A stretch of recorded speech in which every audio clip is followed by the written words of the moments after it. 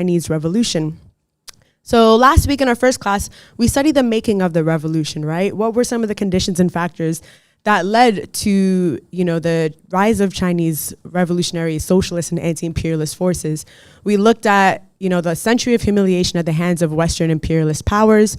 We looked at the betrayal of Chinese sovereignty at the end of World War I, and also the success of the Bolshevik Revolution in 1917, all which led to the emergence and victory of these revolutionary forces. But although the revolution was victorious in 1949, we know that that's when the process of building socialism really begins. So today we'll study China's path of deepening the revolution, right? How were they able to kind of overcome this century of humiliation, this legacy of Western imperialism? What was the way that China was able to uniquely develop their country economically, as well as some of the achievements, successes, contradictions, and challenges that came with this unique path of development. So it's going to be a really awesome class. Today we're joined by two comrades. The first is Amanda Yi, who is a writer, organizer, journalist, and host of the China Report, which is a show on breakthrough news in collaboration with Pivot to Peace. And we're also joined by Comrade Brian Becker, who is the national coordinator of the Answer Coalition, a founder of the Party for Socialism and Liberation, as well as the host of the Socialist program. So, does that sound good? Awesome. So Amanda, unfortunately, is not able to join us in person today. She's actually in China. So we'll begin first with a presentation from her, and then we'll pass it over to Brian. And one last thing.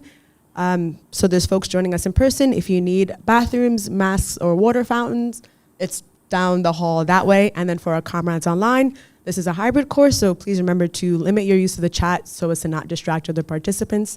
And if you have a question, when it comes time for Q&A, we'll try to raise as many as possible, but put them in the Q&A feature that's at the bottom. Anything else before we begin? Yeah, let me just say a few words if I could. Yeah, I want to welcome everyone to the class, and as Sadie mentioned, Amanda is traveling right now, so she pre-recorded her segment, which is really focused on what China has done to bring 840 million human beings out of extreme poverty. That was in a very relatively short period of time, about 15 years. By extreme poverty, the World Bank definition of extreme poverty is someone who's living on less than $2 a day. So coming out of extreme poverty doesn't mean someone has now achieved what we would call by Western middle class standards a middle income existence. People are still poor. But it's a huge achievement in such a vast country. When you think about 840 million people, that's more than double the population of the entire population of the United States.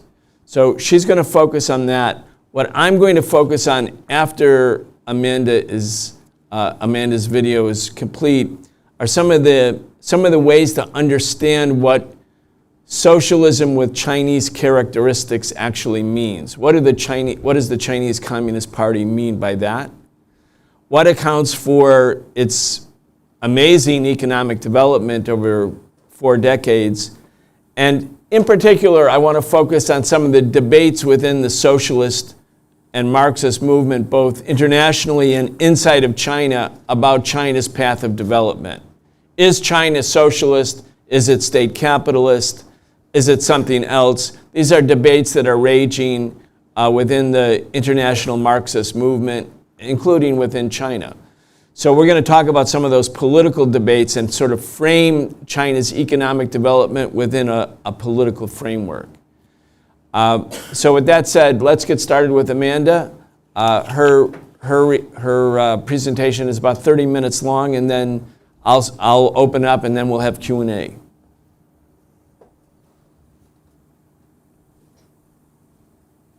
Hello, thank you for joining the class. I'm really excited to be with you. Unfortunately, I can't be there in person because I'm actually in China. I'm visiting some family here for the next couple of weeks, but I'm still really excited to be with you all, even if virtually, and I'm really excited to give this presentation. My talk is actually going to focus on China's achievements in the 21st century, particularly around poverty alleviation, because this is an area where the CPC really directed a lot of resources, particularly like in this period between 2013 and 2020 as part of Xi Jinping's targeted alleviation program, which I'll talk about it a bit more in a few minutes. But first, I just want to point out that eliminating poverty was always part of the CPC's political program, right? Since its founding in 1921, the party had always declared as its mission to transform China from a poor, backward country into one that was really prosperous, into one that was powerful and economically developed. And since its founding, the CPC had always consistently prioritized national development and the pursuit of the eradication of poverty and the pursuit of industrialization as part of its political agenda. And they tackled this in different ways based on China's changing conditions, right? So throughout the Mao era, the party pursued this kind of social transformation across the country. They developed basic infrastructure in agriculture. They developed basic infrastructure in transportation, education, and healthcare, and they achieved basic industrialization. Under Deng Xiaoping, he officially launched the CPC under Deng. They officially launched the Reform and Opening Up program in 1978. And this was done to reboost this economy that was kind of devastated by the Cultural Revolution. And they did it to speed up modernization and build up its productive forces. And so it was during this period that China integrated itself into the world economy abroad. It opened itself up to foreign investment in exchange for access to this cheap labor pool. And they also did it in exchange for technological transfer. So this reform and opening up period, it brought about really rapid economic development, but also social inequality.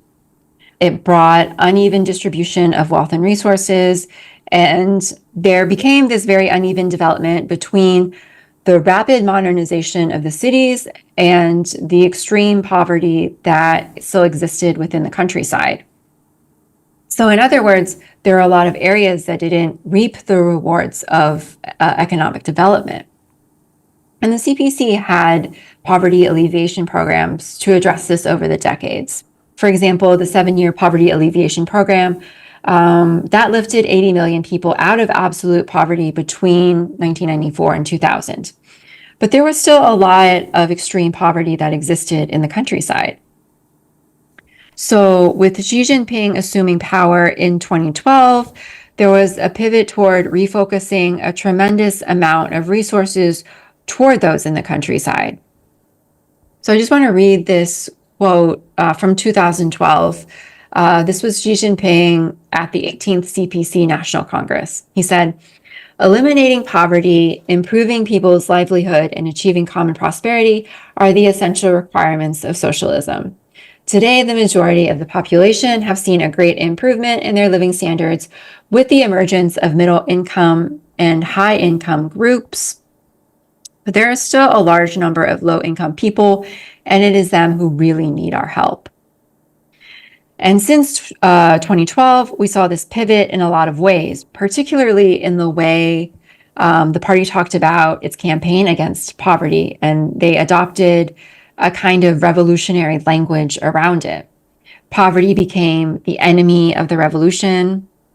The CPC was waging a battle or a war against poverty. Poverty alleviation became known as the battlefield. The CPC cadre who were sent to the rural areas to help in these poverty alleviation programs, they were said to have been sent into battle. So this was like a kind of revolutionary language that was adopted in CPC documents and in CPC speeches. And during this time, they redistributed a lot of their resources into the war against poverty, into what is known as the Targeted Poverty Alleviation Program. So in 2013, China under Xi Jinping launched an ambitious new program to eradicate extreme poverty. What is extreme poverty? Well, extreme poverty at that time was defined by the World Bank as living on $1.90 a day or less. So that was their poverty line at the time in 2013. They've since raised it, but back then it was $1.90 a day. So China, for this program, they set their standard at $2.30 a day. So it was a little bit higher than the World Bank threshold. So this TPA program was based on the slogan, 1 income, 2 assurances, and 3 guarantees. So in addition to a minimum income, China's poverty alleviation program ensured that 5 other indicators were being met. The 2 assurances being food and clothing, and the 3 guarantees of basic medical services, safe housing with drinking water and electricity, and free and compulsory education, which in China was for 9 years. So over the course of this program, $246 billion was spent to build over 1 million kilometers of rural roads. It was spent to bring internet access to 98% of the country's poor villages. It was spent to renovate homes for over 25 million people. And it was spent to build new homes for 9.6 million others that were forced to relocate. And I'll talk a little bit more about these people who were forced to relocate in a couple minutes. So the CPC based its program on what they called the 5-pronged poverty alleviation measures to build sustainable rural prosperity. And what were these 5 methods? They were creating new industries, relocation, ecological compensation, education, and social assistance. So what did these entail? Well, creating new industries, since 2013, China ended up establishing over 300,000 new industrial bases for agricultural and related production in over 800 poor counties. And that ended up employing over 22 million people. Relocation, as I said a couple minutes ago, over 9.6 million people were forced to relocate. Why were they forced to relocate? Well, these were people who lived in extremely remote areas or areas that were really prone to natural disasters. And so these people were relocated to newly built urban areas under this TPA program. And so China built new homes in these new urban areas for these 9.6 million people. These homes were free, they were furnished. And not only that, but these new urban areas were complete with houses, they were complete with nursing homes, they were complete with educational institutions, hospitals, schools. On top of that, the people that were relocated into these new urban areas, they were trained for jobs. And so that resulted in more than 94% of households having employed members. Educational institutions, in total, the CPC constructed over 6,000 kindergartens, elementary and middle schools. They constructed 12,000 hospitals and community health centers, and they constructed over 3,000 elder care facilities and 40,000 cultural centers. On top of that, nearly 1 million teachers were recruited to teach in impoverished areas upon their graduation. The National Training Program added an additional 17 million rural teachers to the less developed central and western regions, and 190,000 of those were dispatched specifically to remote poor and ethnic minority areas. I actually skipped ecological compensation. So ecological compensation, what that entails is these kinds of ecological conservation and restoration programs. These programs, particularly in these designated poor areas, they have been crucial to addressing poverty, primarily through job creation in the ecological sector. So since 2013, around 12 million acres of farmland in these poor regions have been restored as forests or grasslands. So in the process, over 1 million poor people have been employed as forest rangers, and 23,000 poverty alleviation cooperatives and teams have been formed to create new forests. Social assistance, China, even before the TPA program, had one of the largest cash social assistance programs in the world, where any household whose per capita income was lower than the local poverty line had the right to apply for social assistance. So millions of those in the countryside have been covered by either these funds or by extreme poverty relief funds, and over 60 million people receive a basic pension. So these programs cover virtually all rural residents as well as unemployed urban residents. Also, to improve health outcomes in poor areas, over 1,000 leading hospitals were paired with over 1,000 county level hospitals. And 118,000 healthcare workers were sent to the countryside to help in these kinds of health-related projects. These doctors treated 55 million outpatients. They performed almost 2 million surgeries. 60,000 medical students received free training in return for working in rural medical institutions upon graduation. So there was, mobilization on a really massive scale as part of this TPA program. So a lot of people were mobilized, doctors were mobilized.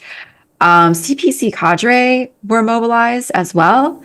In order to accomplish this program, 3 million CPC cadre were sent to the rural areas. Each village was assigned a team of cadre, with one cadre member assigned to each family to monitor everyone's poverty situation really carefully. And the CPC cadre who were sent to do this, they did this at immense sacrifice to themselves.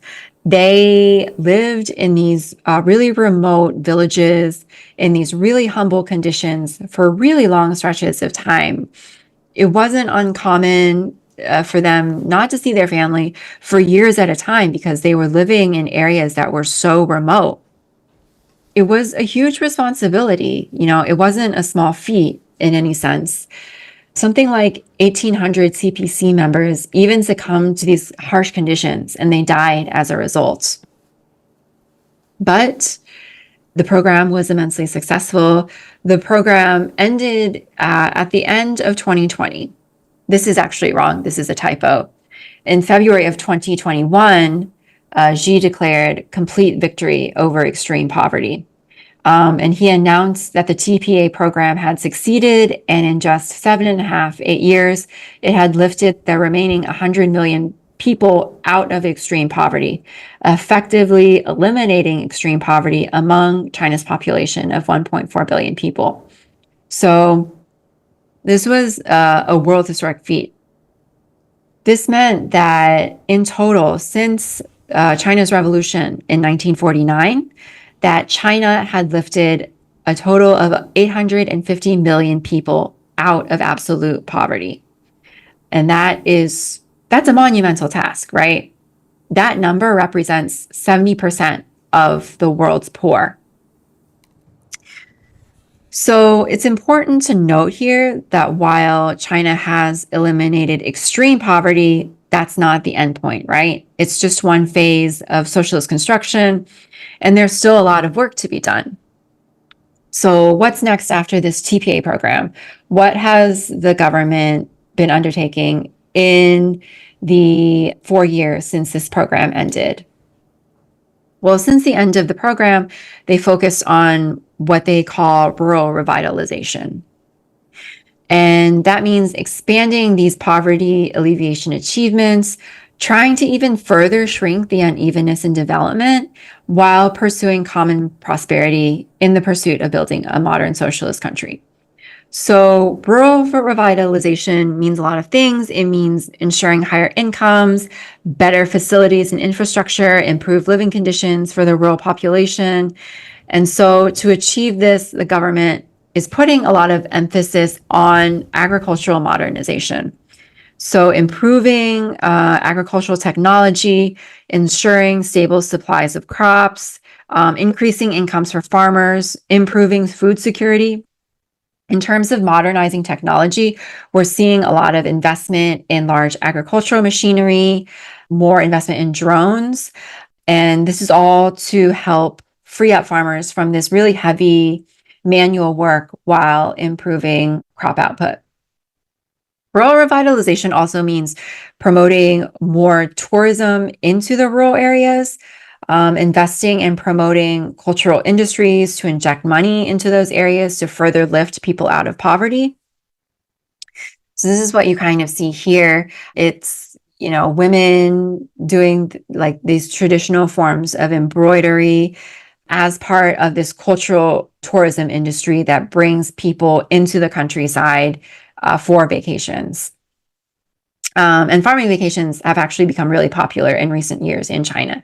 You're seeing a lot more city people visiting the countryside to learn crafts and participate in these more traditional customs.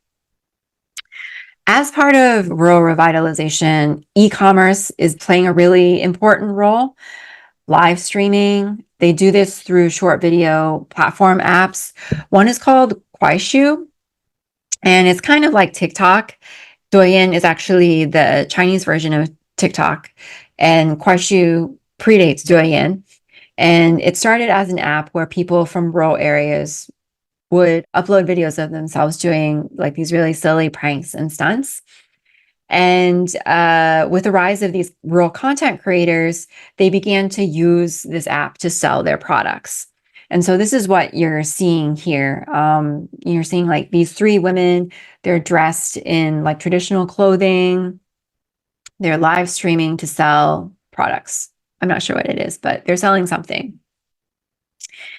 With the rural revitalization campaign, we've seen a reverse kind of population flow where more and more young, educated people are moving away from the cities to rural areas and becoming farmers. And the government is actually encouraging this. It's putting a lot of money into this like tourism industry, this rural revitalization campaign, and it wants to reverse brain drain. It wants to encourage people who work in tech to move out to the rural areas. Now, lifting hundreds of millions of people out of poverty has environmental consequences. Economic development in Europe and the US, it was driven by fossil fuels, whereas China's development was fueled by the burning of coal. But it was this development that brought schools, hospitals, roads, factories, industries to remote areas of China. And it was this development that allowed people to have energy to power their homes, gave them refrigeration, it gave them electricity, lighting. And it also allowed China to become the global leader in tech and science and medicine that it is today. That being said, environmental issues are a top priority for China. Over the last decade, Chinese leaders have focused on a green transition model of development.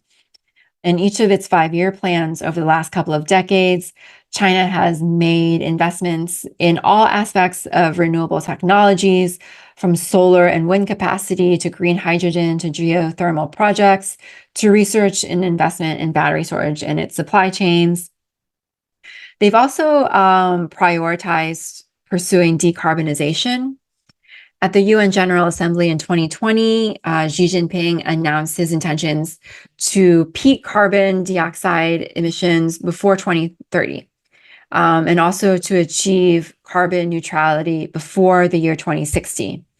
So the Chinese government has formulated like a detailed plan for both. And most experts agree that it is on target to reach its 2030 goal of peaking carbon emissions. And actually, some people believe that they'll actually peak several years before. So not only are they on track, but they're on track to hit that target early. And while China has been on track to cutting out coal, it's also been investing in renewables. It's fast becoming a renewable energy superpower. It's fast becoming a world leader in wind and solar installation, wind and solar manufacturing, EV production. It's also leading the world in every zero emissions technology today. China is responsible for a third of global renewable energy investment, and 28% of its electricity is generated from renewable resources. In its 14th five-year plan, China set a target of getting its renewable energy sources, so solar, wind, nuclear, and hydropower, to 33% by 2025. And it's currently on track to meet that target, actually on track to exceed it. China is also the world's largest producer of solar panels, been the largest producer since 2009, and it accounts for 80% of global solar panel production. And in fact, on average, China installs a wind turbine and enough solar panels to cover a soccer field every hour. China has also invested heavily in electric buses. With the help of government support, China now boasts the world's largest market for e-buses. They make up more than 95% of global stock. In China's 14th five-year plan, China set the goal of 70% of its public city buses to go electric by 2025. And actually, there are some cities in China that has reached 100% at this point. Reforestation is also a really big, major priority for China. It's currently implementing the largest reforestation project in the world. In just 1 year, they planted enough forests to equal the size of Ireland. The reforestation program, it's government-backed, and it spent billions of dollars as part of this program. It's transformed over 70 million acres of cropland back to forests in an effort to prevent erosion.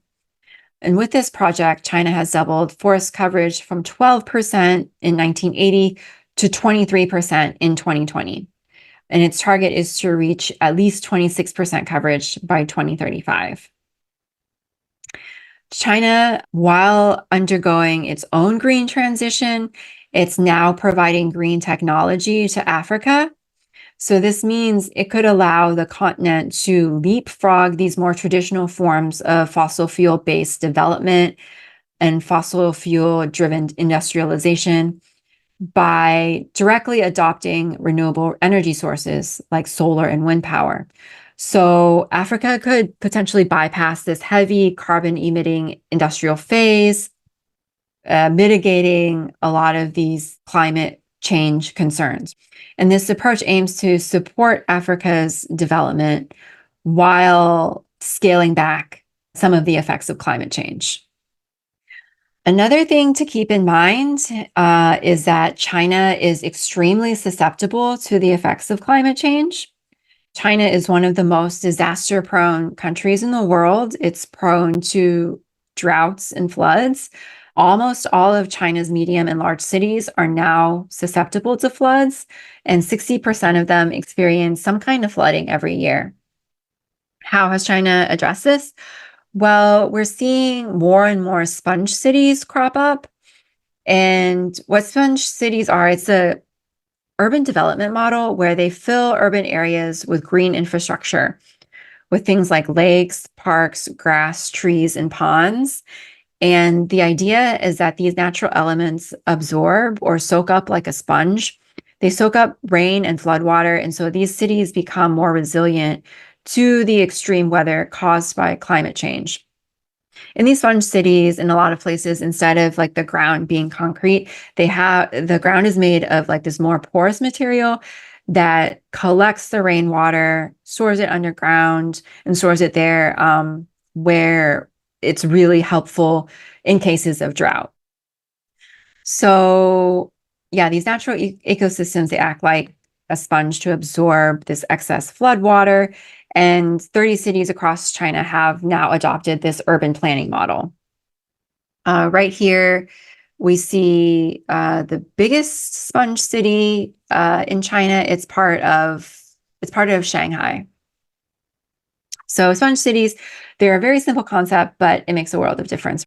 Think of what this kind of urban planning model could do for places like Florida, where we have seen two really severe hurricanes hit it within a matter of like 2-3 weeks.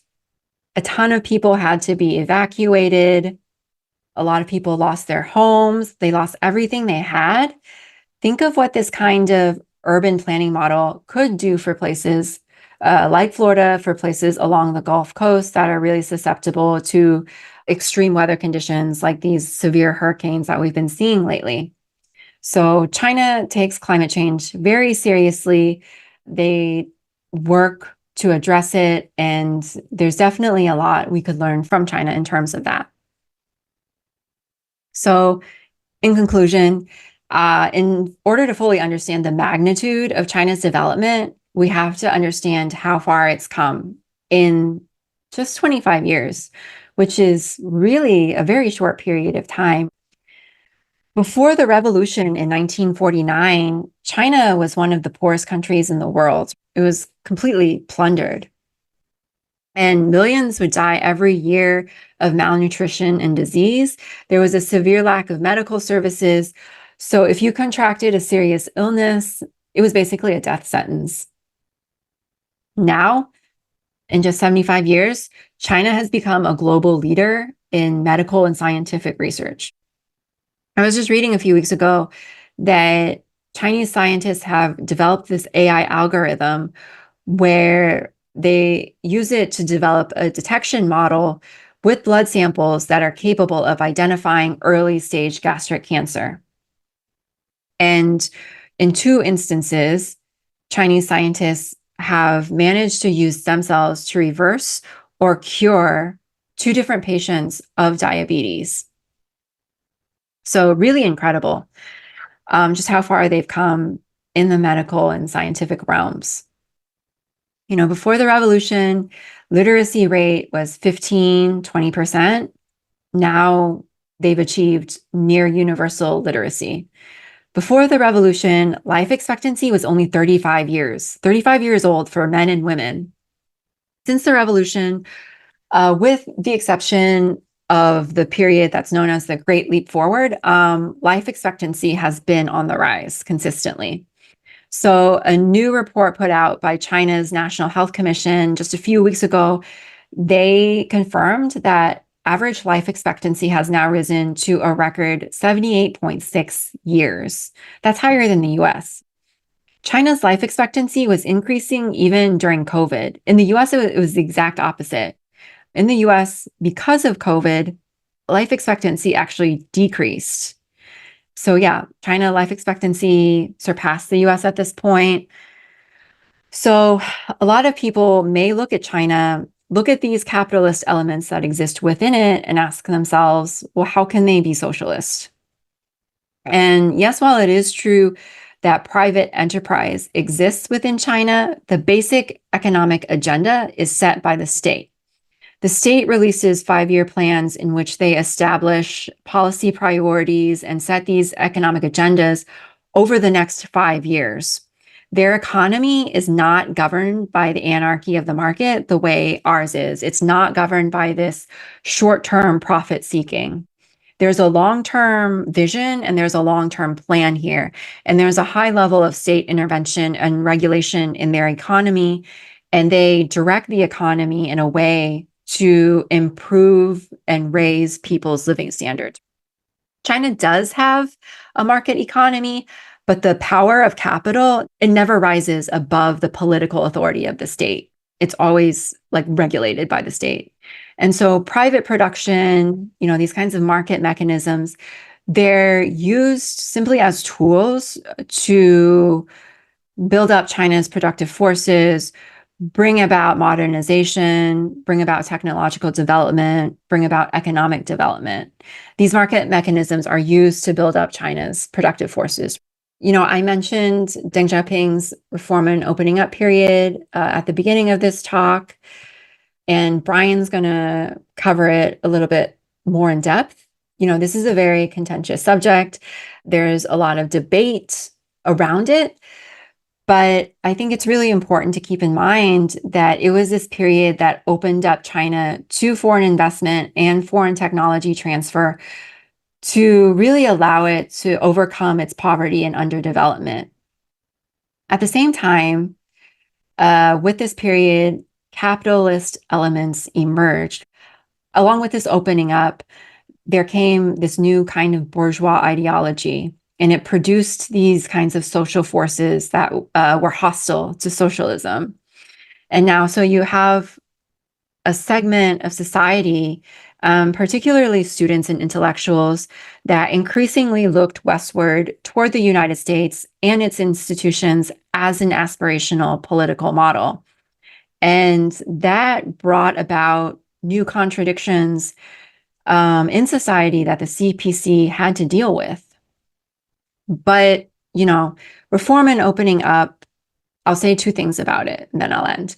First is that it was a transitional stage. It was not meant to be permanent, right? It was meant simply to build up China's productive forces in this particular stage of socialist construction.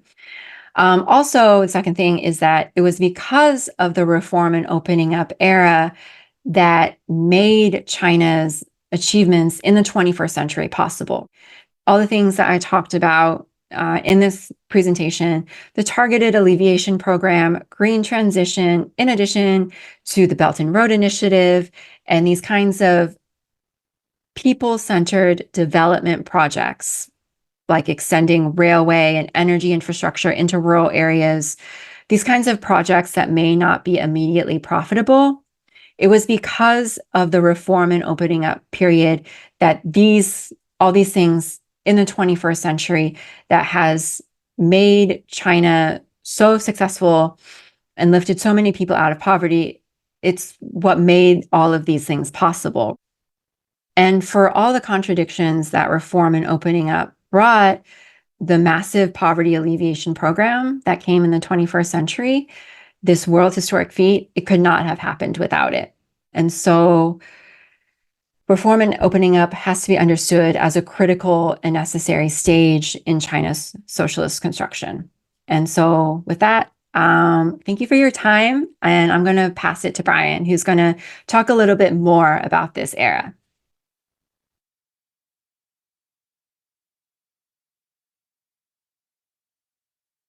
Thank you.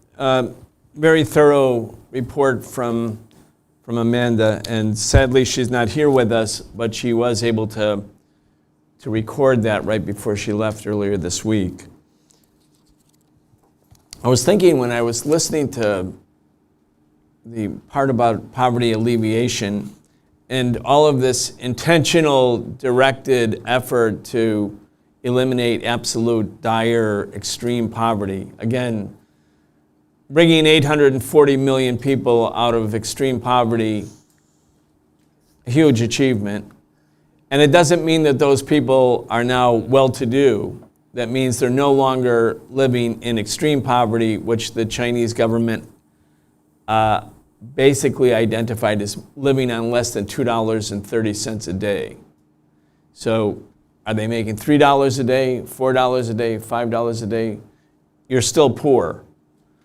And so China is still overcoming poverty and raising the economy and raising the standard of living as a top priority. And there's a lot of confusion especially in the US media, which is so hostile to China, about what China's doing and what it means for the United States. So you'll see all the Republicans and many of the Democrats too, who are championing the major power conflict with China as a strategic theme, that China's taking over, that China is responsible for the deprivation of the lifestyles, the living standards of working class people in the United States, etc. China is, in terms of gross per capita, meaning per person gross domestic product, is about 70th in the world. 70. It's not number 2, it's not number 3, it's 70th. Meaning a country that has in its aggregate economy caught up with the United States, it's also a population of 1.4 million people compared, say, to the United States with 330 million people. So it's still a country that's dealing with poverty. And as Amanda said, and this is what makes the achievement of the Chinese Revolution under the leadership of the Communist Party of China, which has gone through different stages and phases and leaderships. We're going to talk about some of that. The achievement is amazing because not only did we see all of those amazing social and economic accomplishments, but the starting point for China in 1949 was so low. China was not simply underdeveloped. We really have to wrap our heads around how poor China was in 1949. There were only 2 countries in Asia that were poorer than China in terms of gross domestic per capita GDP. 2 countries. That was Mongolia and Myanmar, formerly Burma. And then in Africa, there was Botswana, Burundi, Guinea, Ethiopia, and 4 other African countries were actually poorer than China. Every other country in Africa and every other country in Asia, every other country in the world was less poor than China was in 1949. So when you see this level of economic and social development, with all of this intentionality to not only help those who are already succeeding, those in the high income brackets or middle income brackets, but the very poor, that's a social economic project that's unmatched. It's unmatched. So even if one has criticisms of the Chinese Communist Party, and not only among right-wing forces, but even among socialists, there's all kinds of debates about the path that China has taken. Even if you have criticisms or a critique, you cannot step aside from an objective measure of what this achievement means for human beings. And isn't that the most important thing about what does it mean for human beings? I was also thinking when I was listening to Amanda about poverty. In the United States during COVID, first Trump and then the Biden administration increased support for families with children. Remember, they gave each family that had a child got $300 cash per month as COVID relief. And then at the end of midway 2022, the Biden administration let that program lapse because COVID was no longer the same dire emergency that it was in 2020. So the $300 a month per child was taken back from families. During the time that the $300 per month was given to families per child, the rate of childhood poverty in the United States, again, the richest country in the world, declined by 50%. 50% reduction in childhood poverty by this and a few other simple COVID relief measures. And then they took it back because they said COVID is no longer a threat. And so the poverty for children has doubled again, which means that childhood poverty in the United States is a policy choice. It's not based on endemic poverty. It's not based on the legacy that the U.S. government inherited, such as what the Chinese Communist Party inherited in 1949. When they took over, they were dealing with an objective circumstance where China was among the poorest countries in the world, where 1 million people a year starved to death, literally starved to death because they did not have food or access to food. And now you see the life expectancy in China, again, a country that is still much poorer than the United States in terms of per capita income. It's now surpassed the United States. The very rich people in the United States, the affluent people, the upper 20%, whatever number you want, they're living longer. The reason the life expectancy has plateaued or even gone down, which it did, is because of the increasing exponential decrease in life expectancy for working class people. So this is really important as a kind of a framework, I think, when we're talking about what China is doing. Another thing that I'm going to talk about in this class, and the thing I actually want to focus on, I want to focus more on the politics and history of how China got to be where it is today in 2024, since 1949, rather than going through a sort of dry economist sort of rendition of how the Chinese economy works, which is very interesting, very different, very unique. But you can read books about that, or you can do your own research. There's books downstairs in the bookstore. China's Great Road by John Ross, a series of articles. Pick that book up. John Ross is a friend, a comrade. I don't agree with everything in this book, but I consider it to be a highly useful resource if you actually want to understand how does the Chinese economy actually function. How does it have socialism with Chinese characteristics? What does that actually mean? How do you have a market economy and a society that's producing millionaires and billionaires and affluence based on private profit and still have it be called socialism? What does that mean? What does socialism with Chinese characteristics actually mean? I'm going to touch on that a little bit, but I first want to go over the historic. I want us to understand how this happened. Big picture. Because if you don't know the history, if you don't know the politics of recent contemporary global history, meaning the last 40 years during the opening up, you won't understand what happened and why. And also, we will fail to understand the primary contradiction in the world today, which is that the United States is now targeting China for war. That's right. Since 2018, the U.S. reoriented its military doctrine in the Pentagon's quadrennial report every 4 years.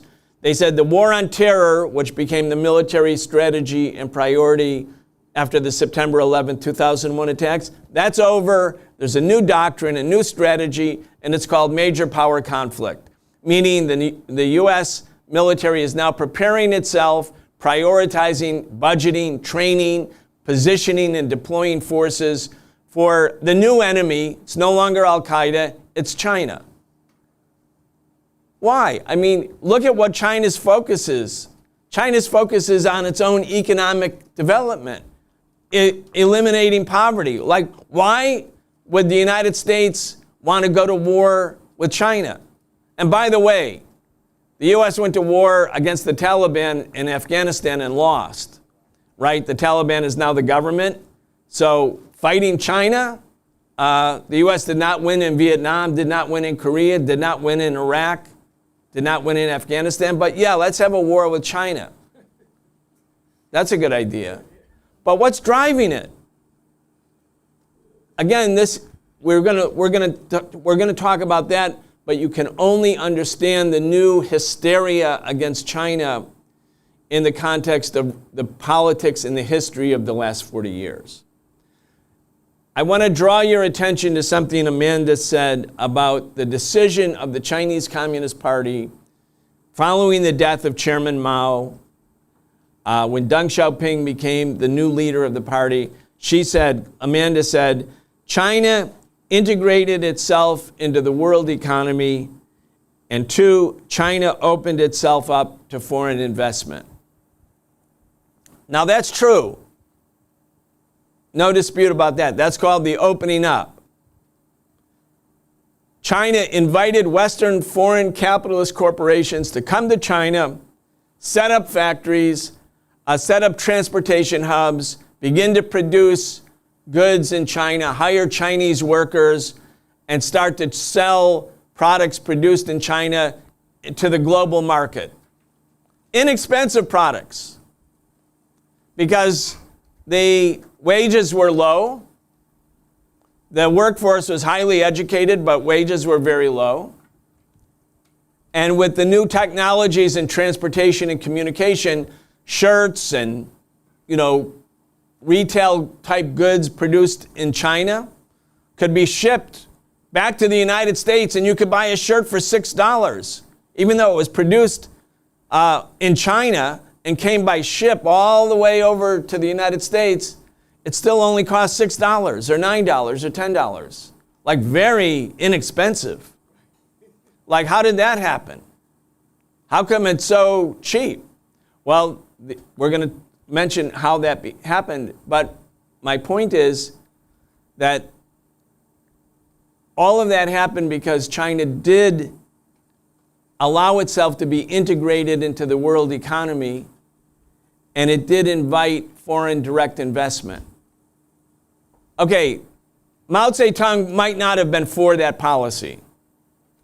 He might have worried that if you let the foreign imperialists into the country, establish a Chinese bourgeoisie that has a direct economic connection with Western capitalist billionaires and Wall Street, that eventually China would be turned into a neo-colony, the way so many countries in Africa and Asia and the rest of Asia and Latin America are.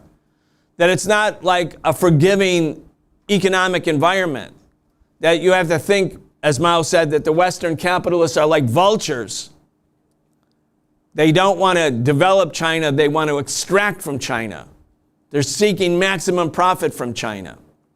Matter of fact, the struggle and some of the struggles in the great proletarian cultural revolution in the 1960s were over this question. How should China develop? Mao and Deng Xiaoping were rivals at times and then allies at times, but in the Cultural Revolution and afterwards, the issue was whether or not China should allow foreign capitalist corporations to do business in China. And Mao was very suspicious of that. He feared that China was so economically underdeveloped that the foreign imperialists would come in and basically undo the revolution. He was worried about counter-revolution, anti-communist counter-revolution. And Deng Xiaoping, who was famous in the early 1960s for saying the cliche, saying, it doesn't matter whether a cat is black or white as long as it catches mice. Meaning, it doesn't matter how we develop as long as we develop. The outcome is what matters, the catching of the mice. In this case, economic development. Mao and Deng Xiaoping and both factions and all the different tendencies within the Communist Party of China agreed that the top priority had to be China's economic development, to overcome this poverty, to make China strong, prosperous, in other words, to overcome the century of humiliation whereby Western countries basically devastated China. Before 1830, China was the biggest economy in the world. It became an impoverished, underdeveloped, and super poor country, not because of itself, but because of what the West did to China. The division of China, the exploitation of China, the semi-colonialism of China, the division of China by Western capitalists. So Mao was like, we can't let them back in because it's going to undo our forward progress. And Deng Xiaoping countered, he said, no, we are strong enough that if we invite the Western capitalists in, we can manage that relationship. We can manage it such that the Communist Party will retain political power. We won't be overthrown. The counter-revolution will not succeed. We can manage it. But most importantly, unless we do this, unless we invite the Western capitalists to come and carry out foreign direct investment, we don't have the capital internally, domestically, to carry out this kind of exponentially needed economic development program. Let's just show a slide, if we could, of slide number 11 and then slide number 12.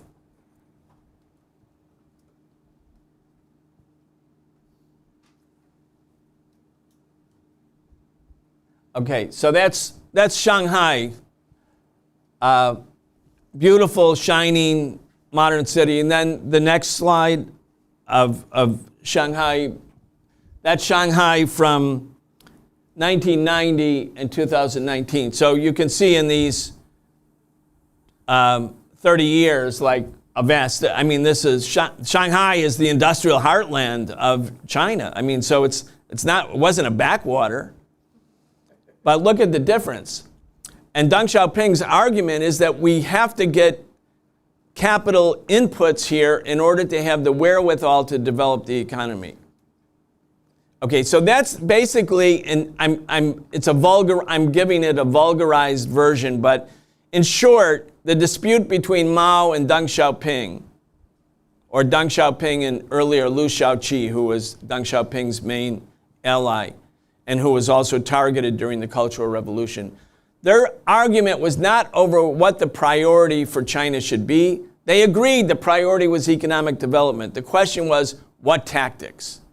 Do you use, at least in part, capitalist methods to encourage foreign investment, or do you basically sort of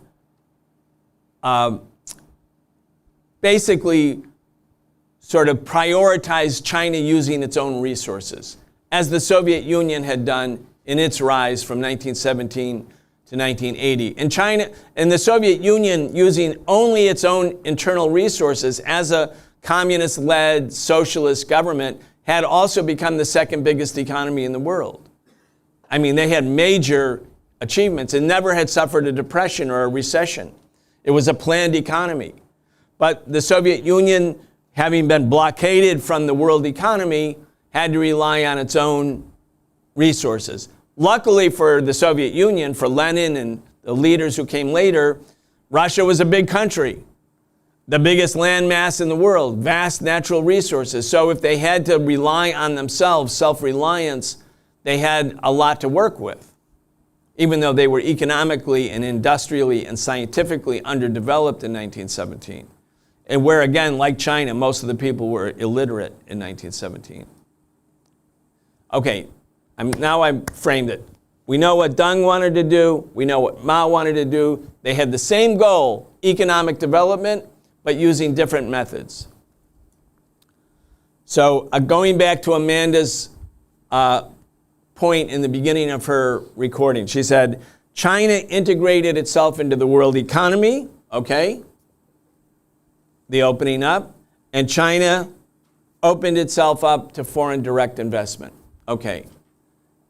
I want to ask, in my mind, the most important question of all. For us, if we're going to understand the politics and history of how this all happened, how did China become the second biggest or now biggest economy in the world? And again, it has to be based on politics and history. The big question is, why did the United States and the NATO countries and Japan, the imperialist countries that had been hostile to the Soviet Union and hostile to communism and hostile to socialism, today hostile to Cuba and Venezuela, which is being choked to death. Cuba's whole electrical grid broke down in the last days because the U.S. won't allow Cuba to trade. They can't even, because they've been listed as a foreign terrorist entity, they can't even buy the insurance to bring ships to Cuban ports to bring oil. They can't bring spare parts. Their entire electrical grid went down 2 days ago. There's no electricity in Cuba. And it's hot there right now. There's no air conditioning. Why did the United States, which was targeting the Soviet Union, and still targets Cuba or Venezuela or North Korea, why did it decide to allow China to integrate into the world economy? Why did the imperialists say yes when China offered? When they say no to everybody else. They said no to the Soviet Union. They say no to Cuba. They said no to North Korea. It's a two-way street here. It's not simply that China integrated itself into the world economy, it's that the U.S. allowed China to be integrated into the world economy. The U.S. allowed China to join the World Trade Organization. The U.S. allowed Chinese products to be sold here. The U.S. allowed Apple and Ford to go and set up giant factories in China.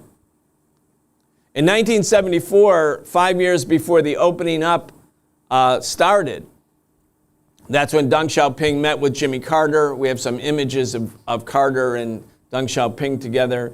That was 1978, 79. That's when the U.S. normalized relations with China. That's when the United States said, look, we recognize Taiwan as part of China. They signed the Shanghai Communique and reaffirmed it right there. Taiwan is an indissoluble part of China.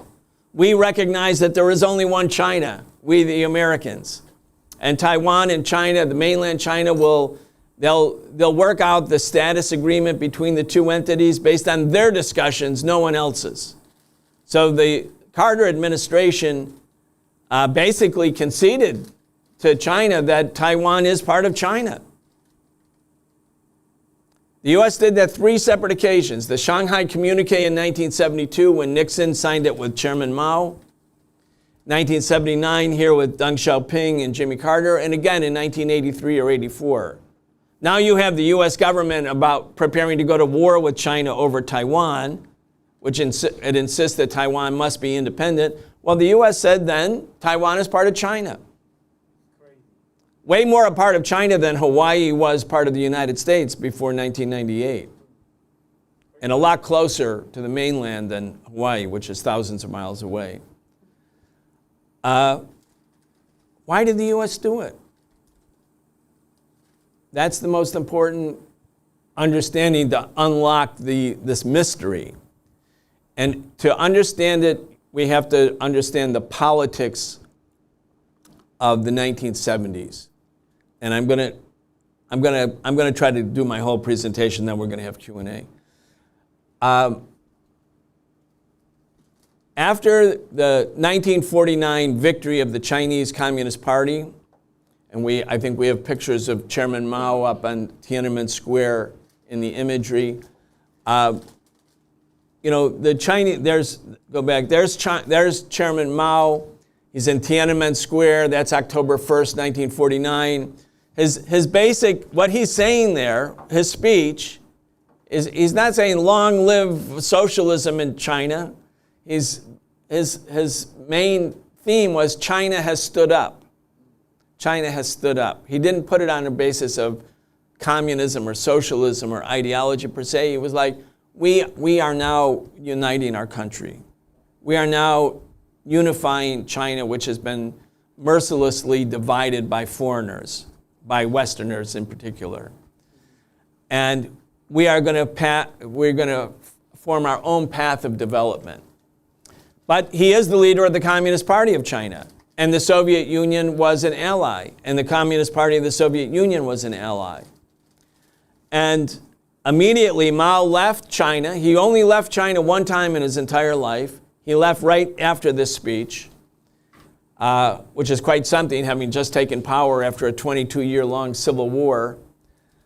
He leaves and he goes to Moscow.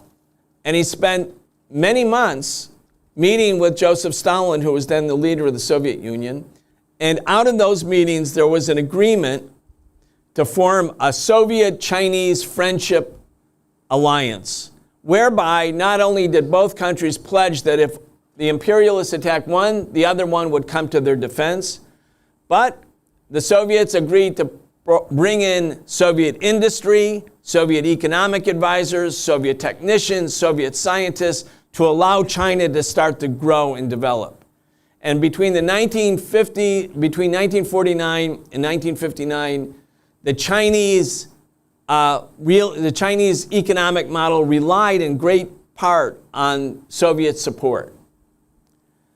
But then Khrushchev, trying to sort of ameliorate the problems of the Cold War and trying to not have World War III happen. The Soviets had lost 27 million people in World War II. They didn't want to have that happen again. So Khrushchev, desperate to diminish tensions with the United States in the Cold War, started making agreements first with Eisenhower and then Kennedy to reduce nuclear testing, to have sort of rapprochement between the two countries, to have in equilibrium, to have peace between the Soviet Union and the United States, or at least to diminish tensions so that the two countries wouldn't be on the path of war. And during that time, China felt that the Soviet Union was basically abandoning its commitment in the Soviet-Chinese friendship alliance that Stalin and Mao had signed in 1950. The Chinese felt that the Soviets were going behind their back, forming diplomatic agreements with the United States at the time that the United States was still at war with China. China couldn't get into the United Nations. Taiwan held the seat at the United Nations. There was literally shelling going on between Taiwan and the mainland. When I was a kid then, and we all learned that the great menace in the world was not the Soviet Union, but it was Red China. We were all getting under our desks and doing nuclear drills because Red China was going to, they're going to be here any moment. We had to fear them, hate them. That was the mood. That was the mood. It was a complete hysteria against China. And it grieved the Chinese leadership no end that Comrade Khrushchev was, while they were under this attack, having summit meetings with Eisenhower, Kennedy, and then later Johnson. And so there became a growing split between the Soviet leadership and the Chinese leadership over how to handle the pressure from Western imperialism. And during that time, China became very isolated because the Soviet Union's main allies in Eastern Europe, Poland, Bulgaria, Romania, the German Democratic Republic, Poland, Czechoslovakia, I'm leaving out a couple. Hungary, thank you. There will be more. The Chinese felt they were being isolated in the world communist movement because they were protesting vigorously against the Soviet peace policy that was coming, they felt, at their expense. And even the Cultural Revolution in China's kind of move to the left during the late 1960s, I think was a reflection of China's effort to get out of the isolation it felt. It was isolated from the imperialists, but also isolated from its socialist allies. And at that time, the Vietnam War was in full swing. The Soviets and the Chinese were giving lots of aid and support to the Vietnamese in their heroic struggle to evict American imperialism from Southeast Asia. And it looked like Vietnam was about to win the war in 1971 and 72. And suddenly, it wasn't out of nowhere, but the rest of the world was shocked that Henry Kissinger, who was then the National Security Advisor, or Secretary of State by then, and Richard Nixon went to China and met with Chairman Mao and met with Zhou Enlai and signed the Shanghai Communique, whereby they acknowledged that Taiwan was part of China. And that was in 1972, when the war in Vietnam was at its very zenith. So all of us were in the streets protesting Nixon, the number one war criminal, Henry Kissinger, the number one war criminal. Everybody hated Nixon. I mean, it was a mass slaughter going on in Vietnam. And suddenly Chairman Mao and Zhou Enlai are clinking champagne glasses and playing turkey in the straw at this meeting. And it was a shock to the left. It was a real shock because Mao and the Chinese were the left wing. And suddenly they were meeting with Nixon, and we were like, how could this possibly be? But behind the scenes, the U.S., which had basically taken advantage of the split, it wasn't yet a split, the argument between China and the Soviet Union about peaceful coexistence with the United States, the Soviets were going forward with peaceful coexistence while China was still taking the brunt of the attacks. And so the Chinese resented it, but the Nixon administration was clever enough, and Kissinger was clever enough to think, well, we can play this card both ways. Let's go and meet with China and signify to the Soviet Union that we can make China our ally. So the conflict, which began as a political dispute over how to handle the pressure of a very aggressive Western imperialism that divided China and the Soviet Union politically devolved from a political debate between comrades into basically a struggle between countries.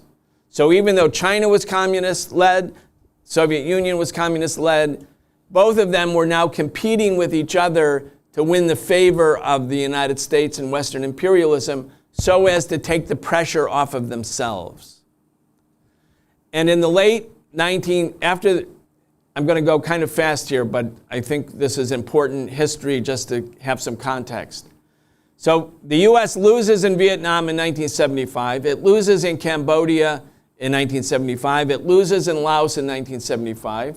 In 1976, the revolution succeeds in Angola. Well, not quite succeeding, but almost. Angola, Mozambique, Guinea-Bissau. Those are anti-colonial struggles against the U.S. ally, Portuguese fascism, which had just been toppled, a NATO country. And then in 1977, there's a revolution led by communists in Ethiopia. In 1978, there was a revolution in Afghanistan led by communists. In 1979, the early part, the U.S. puppet, the Shah of Iran, is toppled by a people's revolution. And so now the U.S. has an anti-imperialist government in Iran, which is a big country bordering the Soviet Union. And then to top it off, the Sandinistas take power in July 1979 in Nicaragua.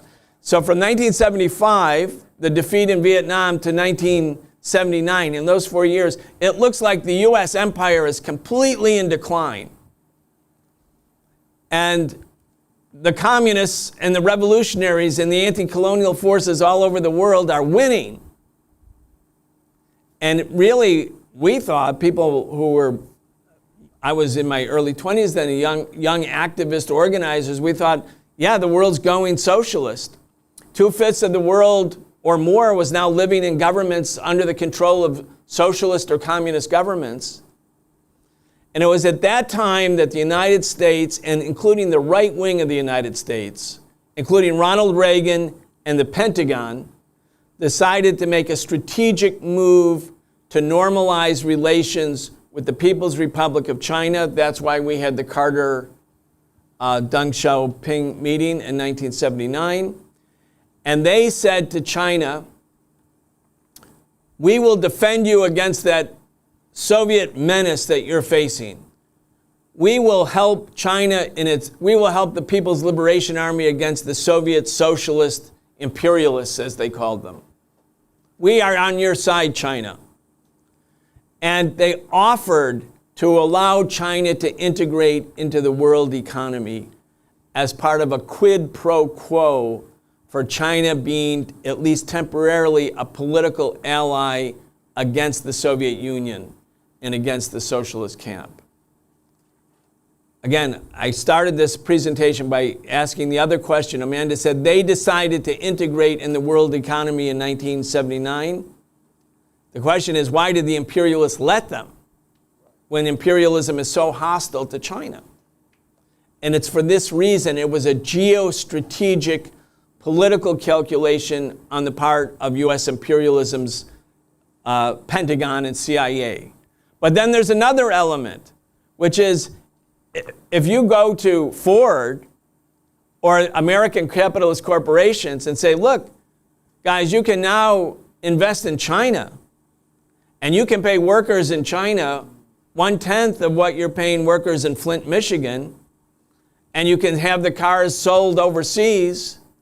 In other words, you can have complete access to the global market.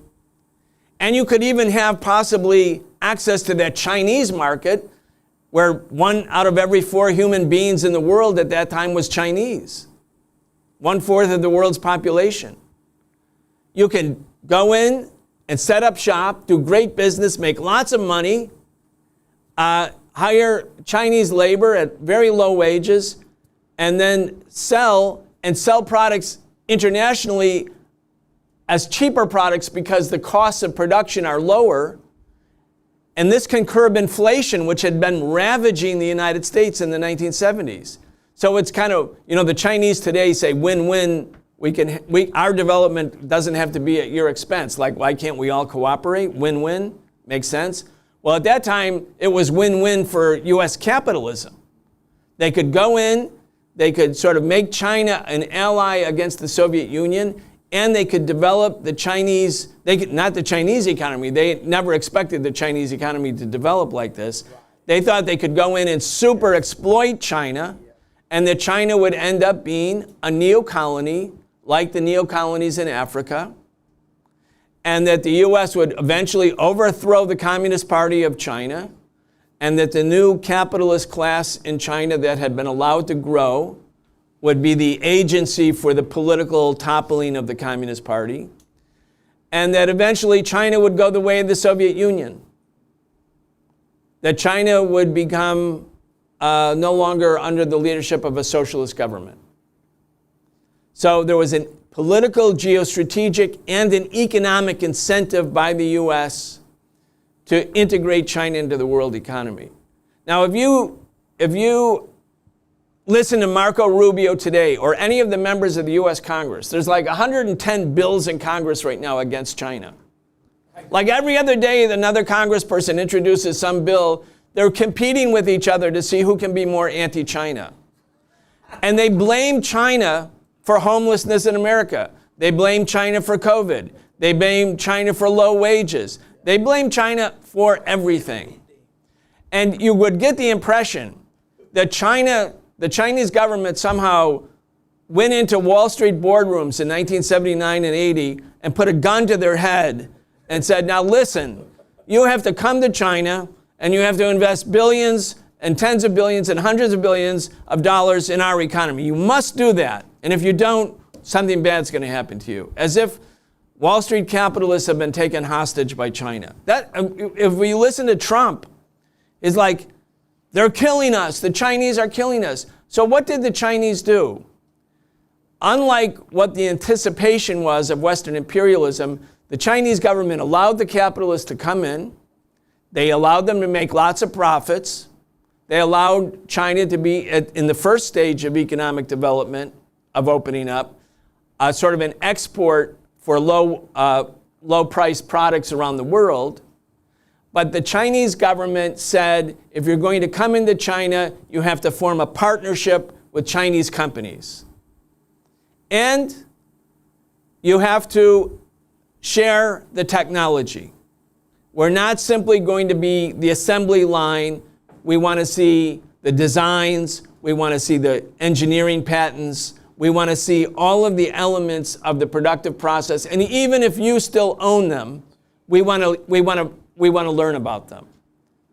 And as a consequence of this sort of demand by the Chinese government, very strong, insistent demand that the imperialists not turn China into a neo-colony, they were able to learn the science, learn the technology, establish the kinds of productive processes, and not lose power for the Chinese Communist Party such that it could maintain a planned economy. China is still fundamentally, in many ways, a planned economy. It's not like the Soviet Union. In the Soviet Union, the state administered all parts of the economy, down to even small businesses. If you sold something in a store, it was a state-owned store.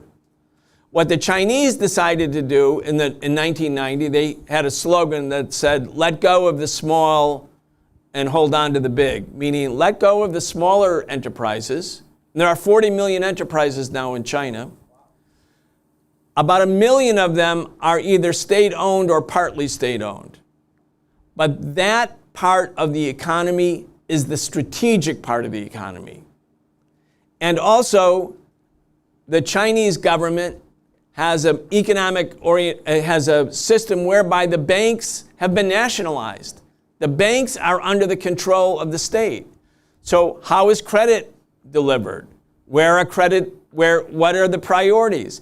That's based on government planning. Like all of these sponge cities that we saw, all of this economic and social development, that's not spontaneous. That's not a group of capitalists sitting around in a boardroom thinking, like, how can we get most profit in the next 3 months? Which is how American capital functions. the CEO of an American capitalist corporation has to show maximum profit in the next 3 months, or they will be replaced as the CEO.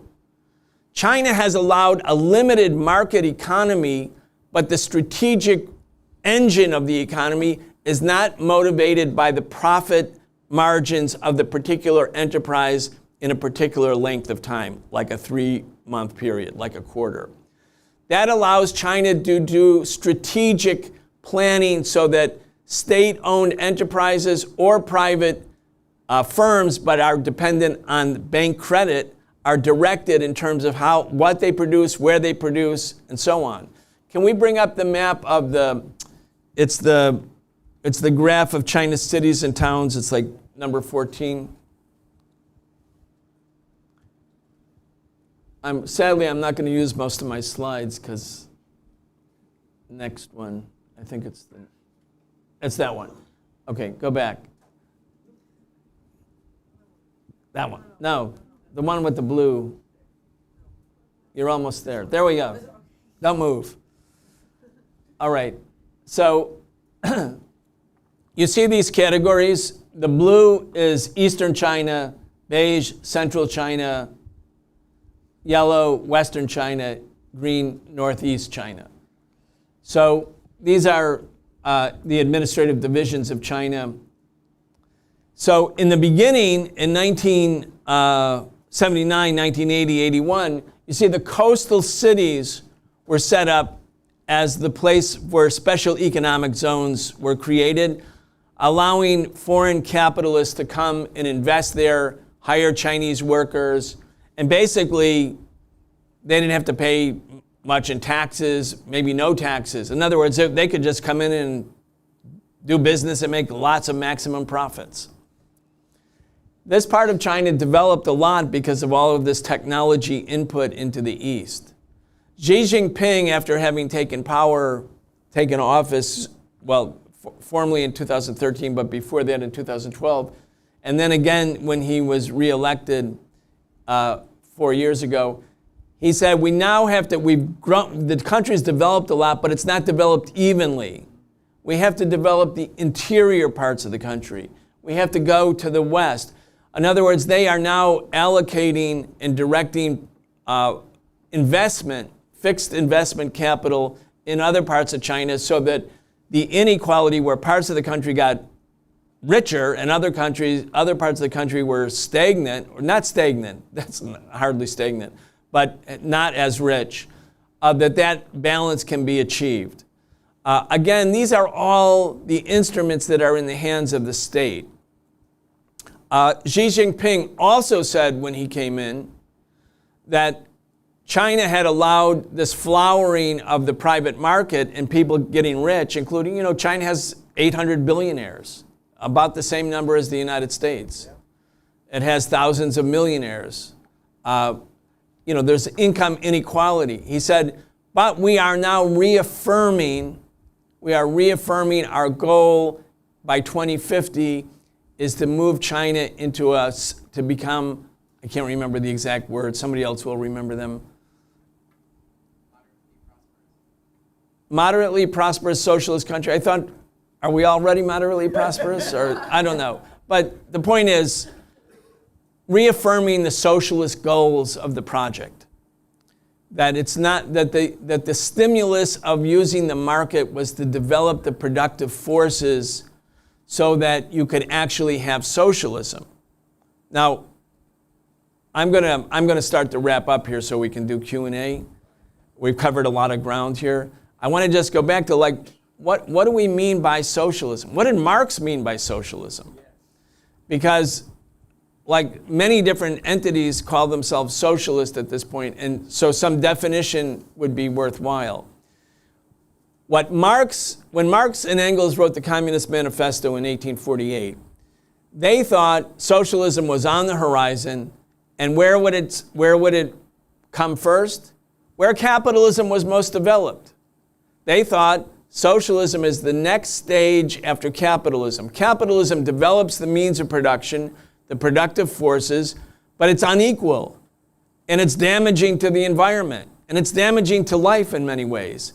So you take the sort of the abundance that could be created by capitalist competition and profit and make it rational. Marx always said socialism was like really the beginning of human society, because then human beings, rather than blind economic forces, would be making the decisions. But Marx and Engels thought it's going to be where capitalism is most highly developed, like Germany. And by 1910, the German Socialist Party had the biggest party in Germany was the Socialists, the Marxists. They controlled 1/3 of the seats in the Reichstag in the German parliament. So it really, like Germany, was going to be where the revolution was going to happen. And then maybe France, maybe the United States, like where capitalism was most developed. But in one of those ironies of history, the revolution broke out not where capitalism was most developed, but where it was weakest. Where in this new global economy, those who were the most oppressed by capitalism in its imperialist stage had to break free. So you look, where did the revolutions happen? Russia in 1917 was 1/12 the size of the US economy. It was half empire, half colony. It was not, it more resembled the colonized peoples of Asia and Africa and Latin America in many ways. And then the next revolutionary wave after World War II is Vietnam, Korea, China. It would have been Indonesia too, except for other political interventions. India, which would have been socialist if it hadn't been for Britain successfully dividing Pakistan from India and playing divide and conquer in the Indian subcontinent. So the revolution, unlike Marx's prognosis, happens not where capitalism has developed the means of production the greatest, but where poverty is great, where underdevelopment is great, where national oppression is great. And so the socialist project in Russia in 1917 starts at a very low level. What was the problem in 1920 after the Bolsheviks took power? 1 million people starved to death that year. These are not the characteristic features of advanced capitalism, but of underdevelopment. So they were then trying to use socialist methods not to create a socialist society where there's equal distribution, but just to develop the means of production so that the people had something to eat. Same in China. The material basis for socialism wasn't yet ready when the socialist revolution took place. And Mao and the communists and Lenin and the Bolsheviks, they were leading both what we would historically have called in Europe the bourgeois democratic revolution, to unify the country, to urbanize, to bring literacy, to bring food, to bring some semblance of individual rights. The socialist revolution and the bourgeois democratic revolution in Russia and China were happening in the same time. So the Communist Party in both places actually had a dual function. It wasn't simply to bring socialism, it was also to complete these other historical tasks that Europe had completed 100 years earlier. But Europe, having completed them, retarded the development in the rest of the world by virtue of imperialist intervention. It stopped China's development. It stopped Africa's development. Walter Rodney's great book, How Europe Underdeveloped Africa. Africa wasn't always underdeveloped. Europe underdeveloped it. That was so history is filled with ironies and unexpected twists and turns. But Marx and Engels, when they were talking about socialism, they meant developing a classless society. Socialism is the early or primary stage of communism, according to Marx. And I'm speaking as a Marxist and dedicated to this concept.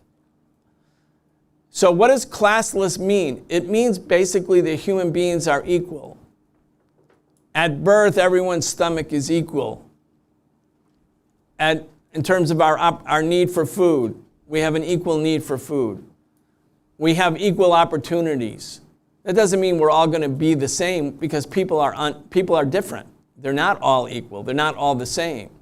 But there has to be a sameness so that human beings have a rational existence such that you are guaranteed that which you need to live and to live comfortably and to live with culture and to live with education.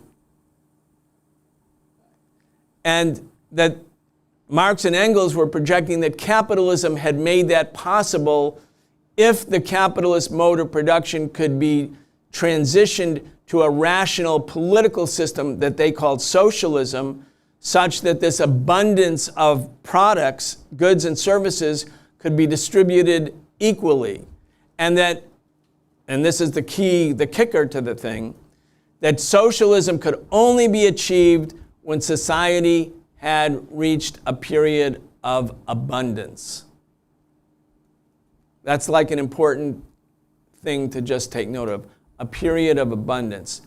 In other words, not a socialism based on poverty, but a socialism based on abundance. And when Deng Xiaoping or Mao, all of the different tendencies in the Chinese Communist Party were talking about socialism in China, they meant when they could get to a point where the productive forces were big enough, developed enough, productive enough, that people had what they need. Instead of from each according to their work, which would be the primary, that Marx identified as the slogan of the primary early stage of communism, socialism, from each according to, you go to work and everyone gets equal pay for equal work, right?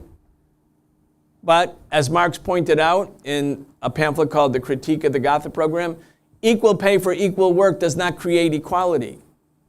If I get $50,000 a year and my neighbor gets $50,000 a year and we're both doing $50,000 worth of work, but I'm a single person who's in their 20s and my neighbor is a middle-aged single mom with 5 kids, my $50,000 doesn't equal her $50,000.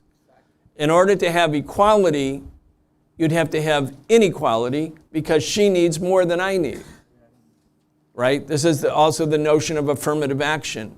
To overcome inequality, you have to have a certain element of planned inequality that is rational. But that socialism alleviates that contradiction once and for all when there is abundance. Because with abundance, let's say we had abundant food. Let's say everybody had a house or an apartment, and you pay no rent and you pay no mortgage. It's your house, your apartment, it's yours forever, nobody can take it away from you. Okay. And then your education is completely free. And if you have a child, that child you have free childcare at your place of work or wherever it's convenient for 3 years, completely free. Soviet Union, by the way, did have free childcare for the first 2 years. And 2 years of maternity leave.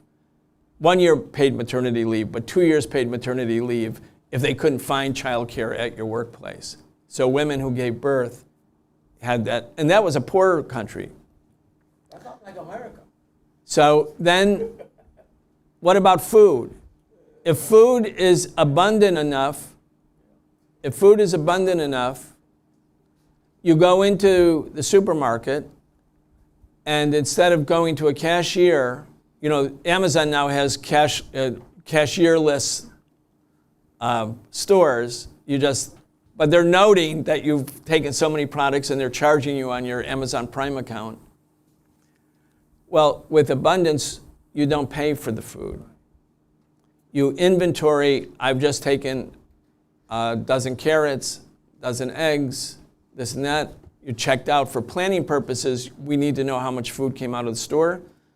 But the food is abundant. And would people steal? Well, no, of course not. Because if you always know you can come back and take what you need, you would never steal.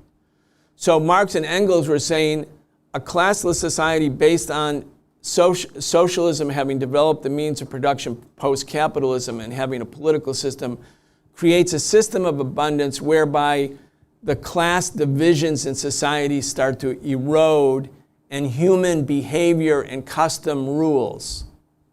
Like, the way we interact with each other most of the time is not because there's a cop next to us, right? The way you and I are interacting with each other is based on social cultural norms. We interact with each other as human beings based on habit and custom and culture.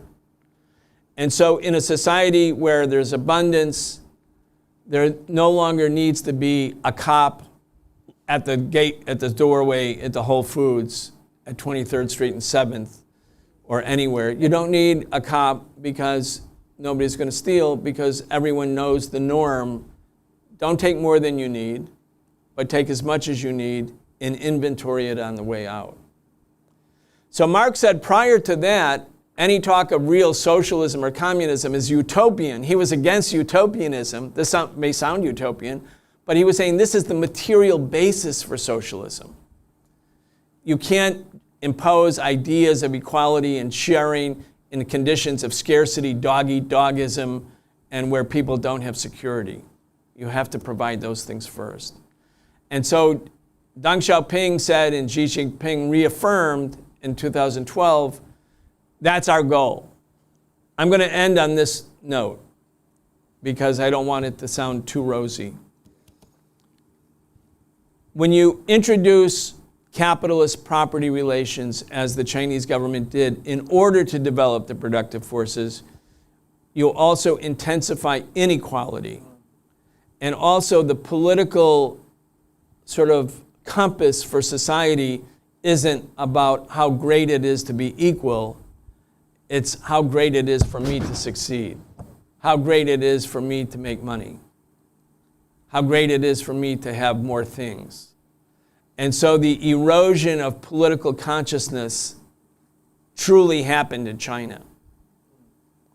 And the other part of the Marxist thesis about socialism, socialism isn't a government that does great things.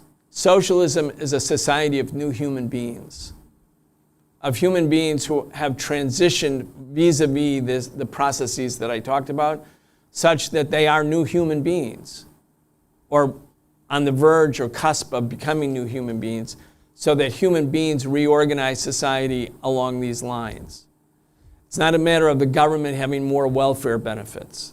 It's about how you, as human beings, organize society.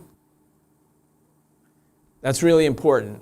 It's not just the right wing, the Republicans say socialism means giving things to people. Well, in one way, yes. Something should be given. Your home should be a human right.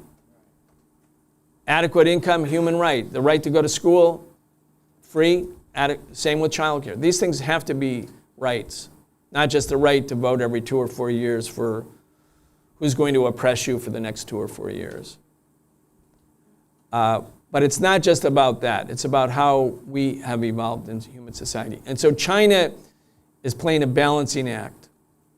Xi Jinping moved the country, I think, to the left by reaffirming very categorically, our goal is socialism. Our goal is communism.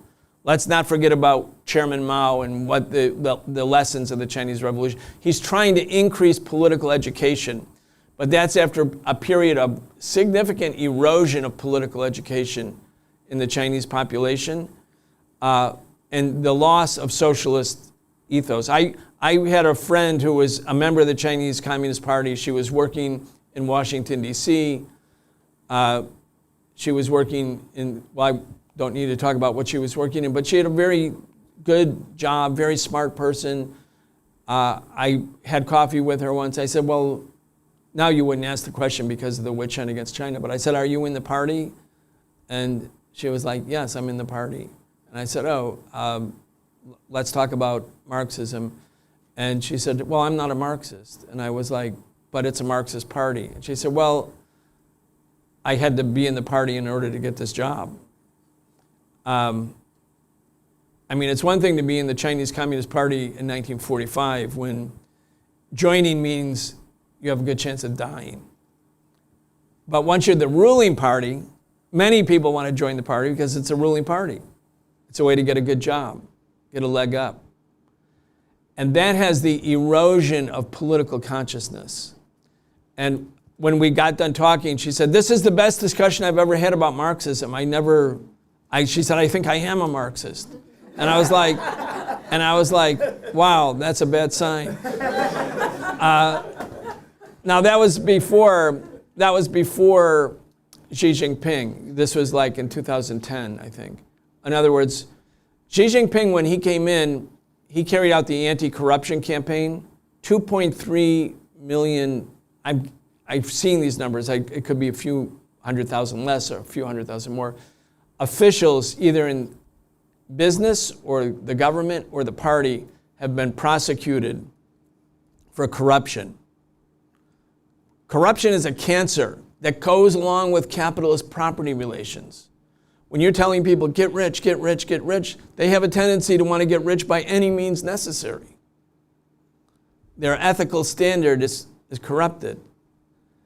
And the anti-corruption campaign has done a lot, I think, in China to show the government is serious about fighting corruption, not going to tolerate it. Billionaires who went to prison, you never see a billionaire in America go to prison. Billionaires going to prison for corruption. The Communist Party is saying, this is a problem, we know it's a problem, we're going to try to do what we can to mitigate against it, to fight against it. And we're going to have no tolerance for it. But also, when he carried out the anti-corruption campaign, I think a great number of those officials who were purged or prosecuted were also probably the people in the Communist Party who were more looking to the West rather than looking to China, more looking to Western capitalism. And American capitalist think tanks are in China, promoting lots of soft power influence in China. So this is an unfinished fight, and I'm just trying to help us understand it from the historical and political point of view so that when we admire China for its achievements, as we should for what Amanda said, we do it from a point of view of realism and historical materialism, what I would call Marxism, rather than an idealistic position. Let's not put any country up on the pedestal and say, that's heaven on earth. No, there is no heaven on earth. There's parts of the earth that have been sort of wrenched free from the hell of imperialism, and I would say China is part of that. But that's still a very, very long, arduous path towards socialism. And again, the danger of counter-revolution is always looming because the real purpose of the U.S., quote, war with China is they want to create fractures inside of China under outside pressure, as they did do with the Soviet Union, such that the Soviet Union wasn't overthrown, it committed suicide. The second biggest economy in the world because of a fracturing at the top. And the U.S. promoted that very vigorously, and you can bet that they're doing the same, or trying to do the same in China. And of course, the Xi Jinping leadership is fully aware that that's underway. So I'll stop there, everyone. Thank you so much, and now we'll open it up for Q&A.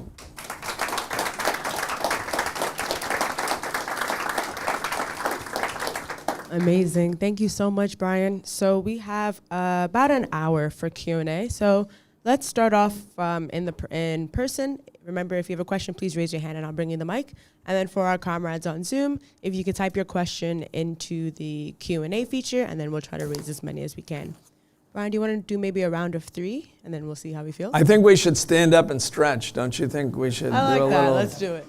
A little 2-minute stretch break. But don't leave. Stay. That's the danger of the 2-minute stretch.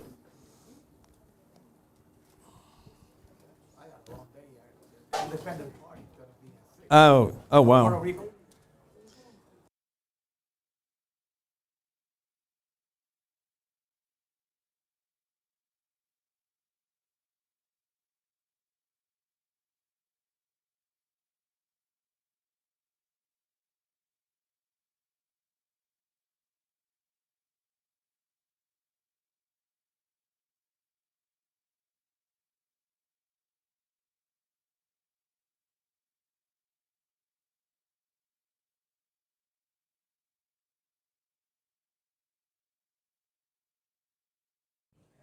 Let's do about 1 more minute, then we'll come back.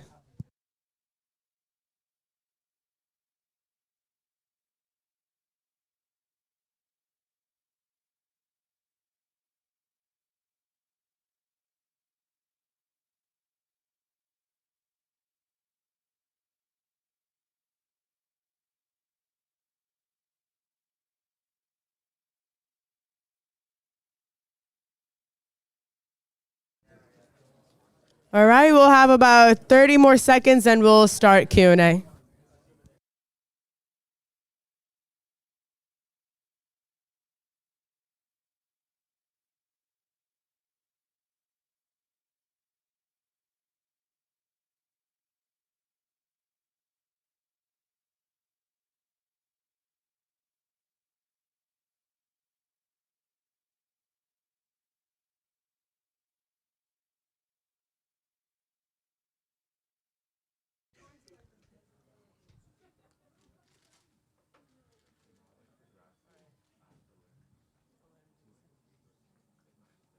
All righty.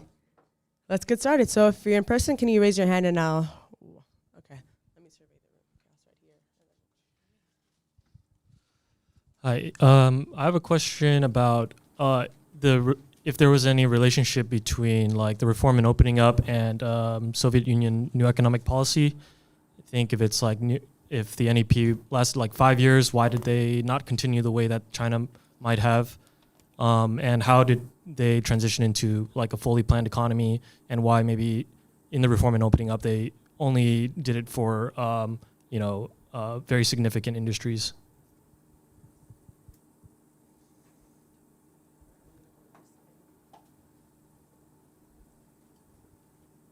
Ryan, thank you for that presentation. I myself didn't know, and I was alive during Nixon's strategic horror.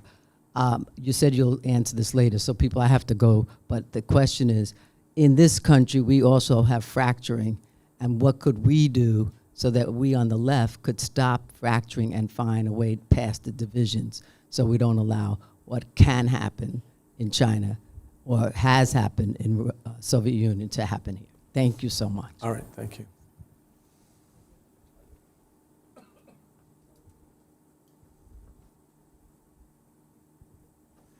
I'm very not knowledgeable about China's, but it's my impression through the last 2 classes that during Mao's period, like especially during the revolution and after, he went back and to talk to the base in the agricultural, in the rural areas, right, and do the new survey. So he was always sort of in touch with the base. Seems to me also that what you're talking about ideologically, that the Deng did not have that touch back with the base. And so wanted to know a little bit more about this period now, if Xi Jinping is sort of reconnecting in that sense with the base, or if we have any idea or you have an opinion about how that's happening.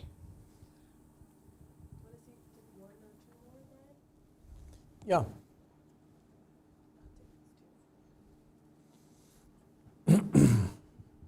Even now, you see that like Xi Jinping and the Chinese leadership, they Speak basically... up just a little bit. All right, sorry. Even now, you see that Xi Jinping and the Chinese leadership basically never mention a class struggle. How could this be justified under socialist lines?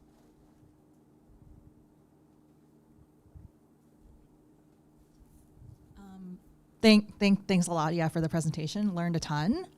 Could you talk a little bit more about how, during this period of reform and opening up, obviously there's a lot of contradictions happening. Like, how did the Communist Party kind of maintain, the trust and the,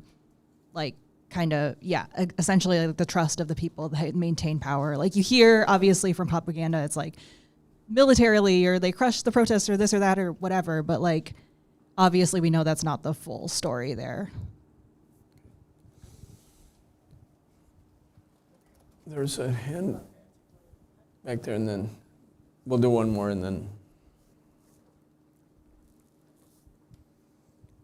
Hi. I was curious about how, China kind of carried out its sort of policies towards, the right of nations, towards self-determination, and how autonomous republics were like functioned either like pre-reform or during reform, and how that might have differed from the Soviet Union.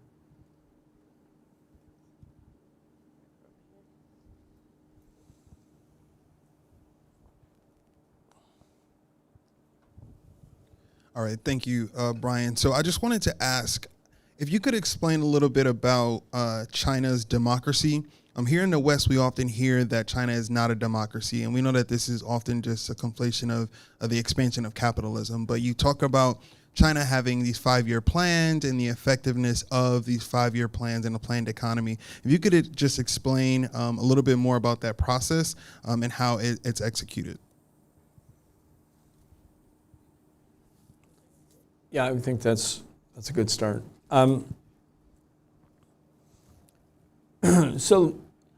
The first question was about how does China's economic opening up and reform compare to what's called the new economic policy in the Soviet Union in 1921.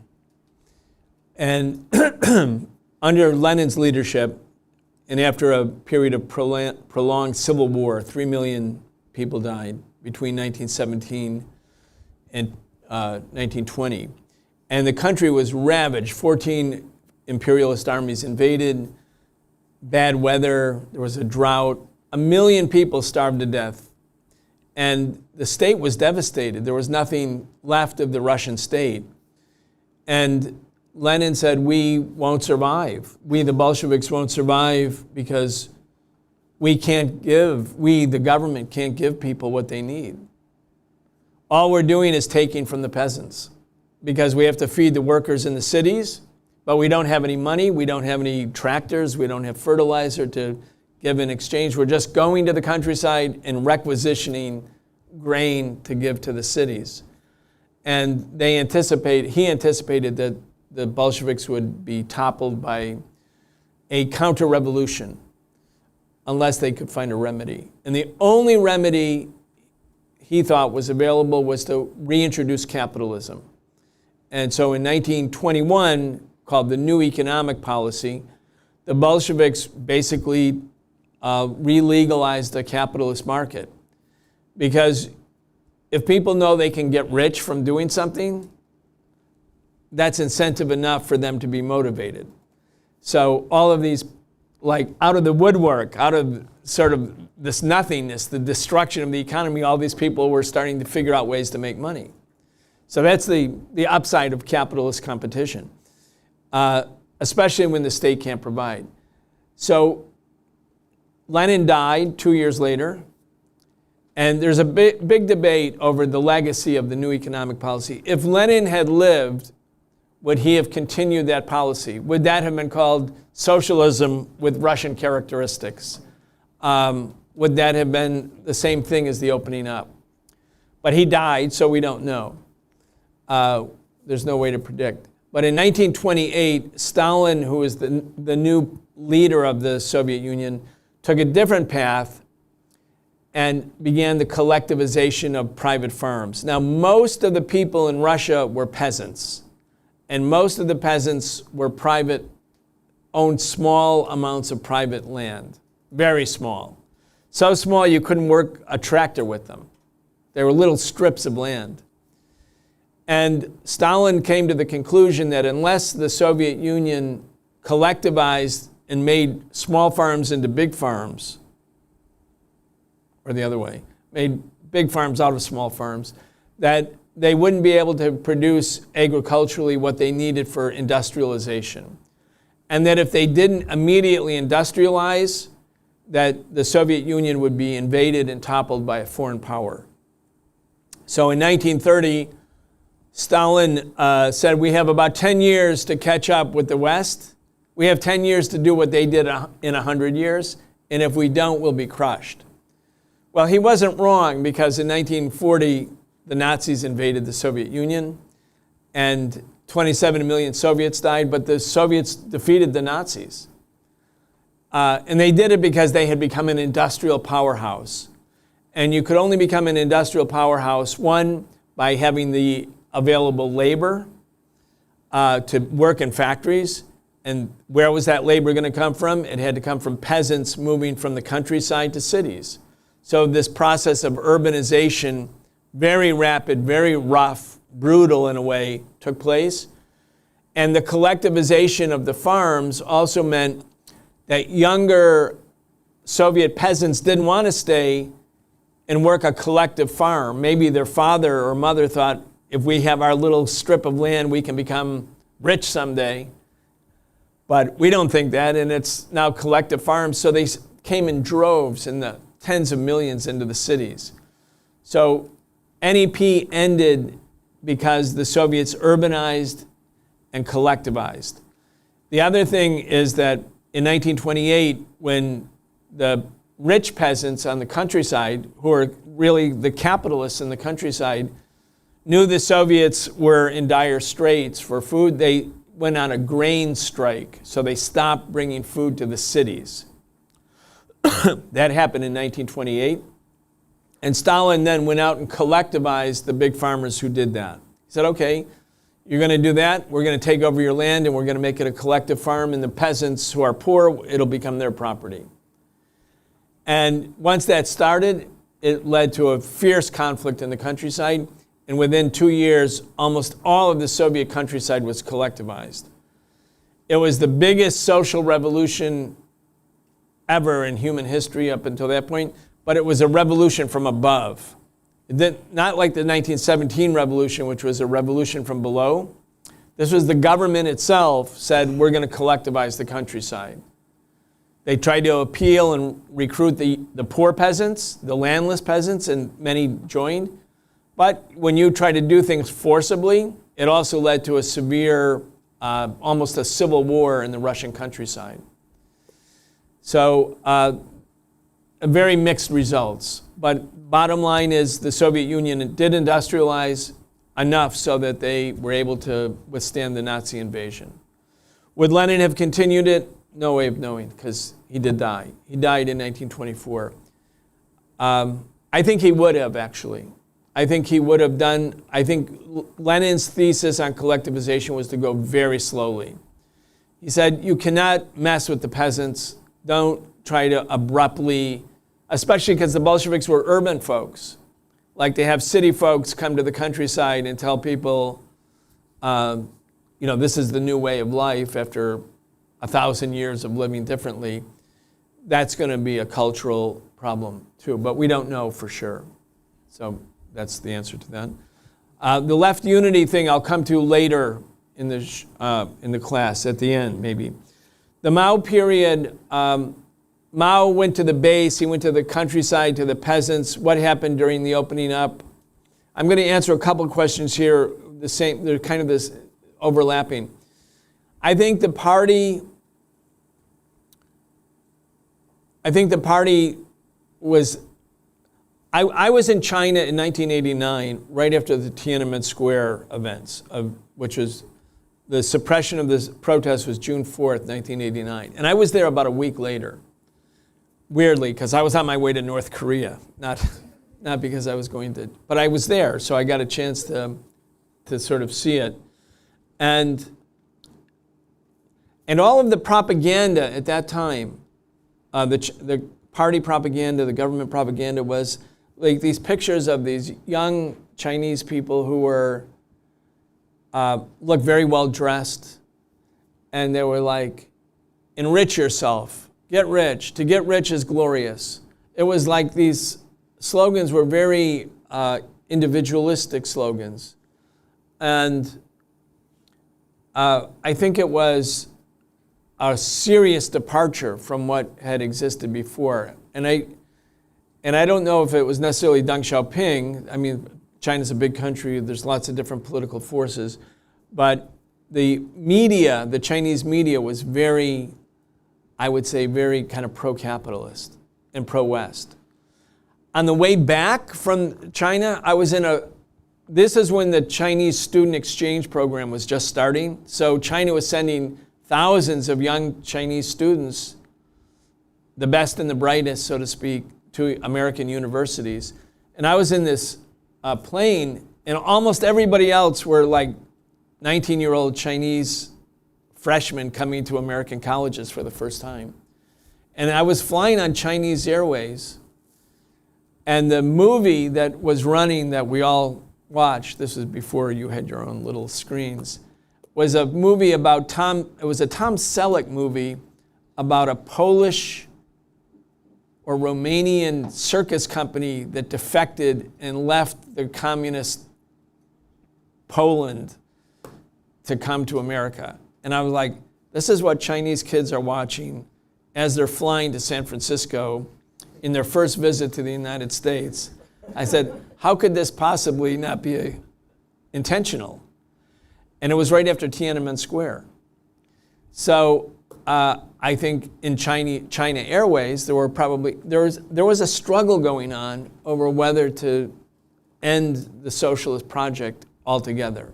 Get rid of communism, get rid of the Communist Party, and have a different kind of government. Because that was the same time that East Germany fell, Poland fell, Romania fell. This was the wave of anti-socialist movements in Europe. So during that time period, I think political education was at its low ebb. And I think what happened at Tiananmen Square was a reflection of that political change that had been happening for a few years. There was a lot of corruption, but the fact when the students raised the iconic sort of Statue of Liberty type image, that was a clear message to the West. And if you watch TV in the West, it was like all of CNN and all of the American media was all about, they hated student protests in America, but they loved student protests in China. They were like, yeah, this is great, just don't do it here. So I think political education was at a low ebb, and I think I helped co-write a book in 2006 called China Revolution and Counter-Revolution. I only have one copy here, but we can provide people with copies. But we wrote it, but I was like a principal author, we felt that China might very likely have a counter-revolution by 2005. The political level had changed so much, and the corruption was so big. And most of the people in the international left were saying China's a lost cause, it's no longer socialist, it's only socialist in words. The Communist Party is really a capitalist party. It just uses the iconic imagery of communism and the lingo of communism, but it's really capitalist. And we wrote this book because the argument that we made, and this was my position then and is still now, is that while China had moved to the right politically during this period of 1989 through the 90s, as long as the Communist Party of China retained power, it could move to the left. But if the Communist Party of China lost power, as the Communist Party of the Soviet Union did, there would be no chance to revive socialism in any way. It would just become a capitalist country. So I made the argument that we in the international left movement should be defending China from the point of view of defending the hold on power by the Chinese Communist Party. There wasn't going to be some other left-wing force in China outside of the Communist Party that was going to revive socialism. If it was going to revive, it was going to be from within the party. So that was our thesis. So the name of the book is China Revolution and Counter-Revolution. It was kind of grim. We were kind of thinking things are going bad in China from the point of view of socialism, but there's still hope. And the hope is whether the party holds power. This thesis was basically validated because when Xi Jinping takes power in 2012, he moved the party and the country to the left. He reaffirmed Marxism, reaffirmed socialism, reaffirmed the socialist aspirations, carried out the anti-corruption campaign. And I didn't get to this in my rest of the talk. I think that's why the U.S. turned against China. The U.S. turned against China because they realized with the ascension of Xi Jinping that China was not going to go the way of the Soviet Union, at least not in the immediate future, and that China's economic progress and growth and development constituted an alternative for the people in Africa and the people in Latin America and the people in the Middle East. China is not exploiting the rest of the world. China is an alternative economic development project for the rest of the world. And so the U.S. feels that their hopes and aspirations for counter-revolution were dashed, and that Xi Jinping's ascension to power reaffirms the socialist path of China. And so then the U.S. said, oh, we have to stop this. We can't let China continue to economically develop because they're not going to become a capitalist country. They're going to remain a socialist country, but with a partly mixed economy, partly capitalist, partly socialist. So I think this accounts for the transformation of U.S. policy towards China. I really should have brought it up in my opening talk, but not working from my notes, I ran out of time. But I think the political education is higher now, but it's not where it necessarily was in 1968, during the Red Guards and all of that. But that's not going to happen again, I don't think.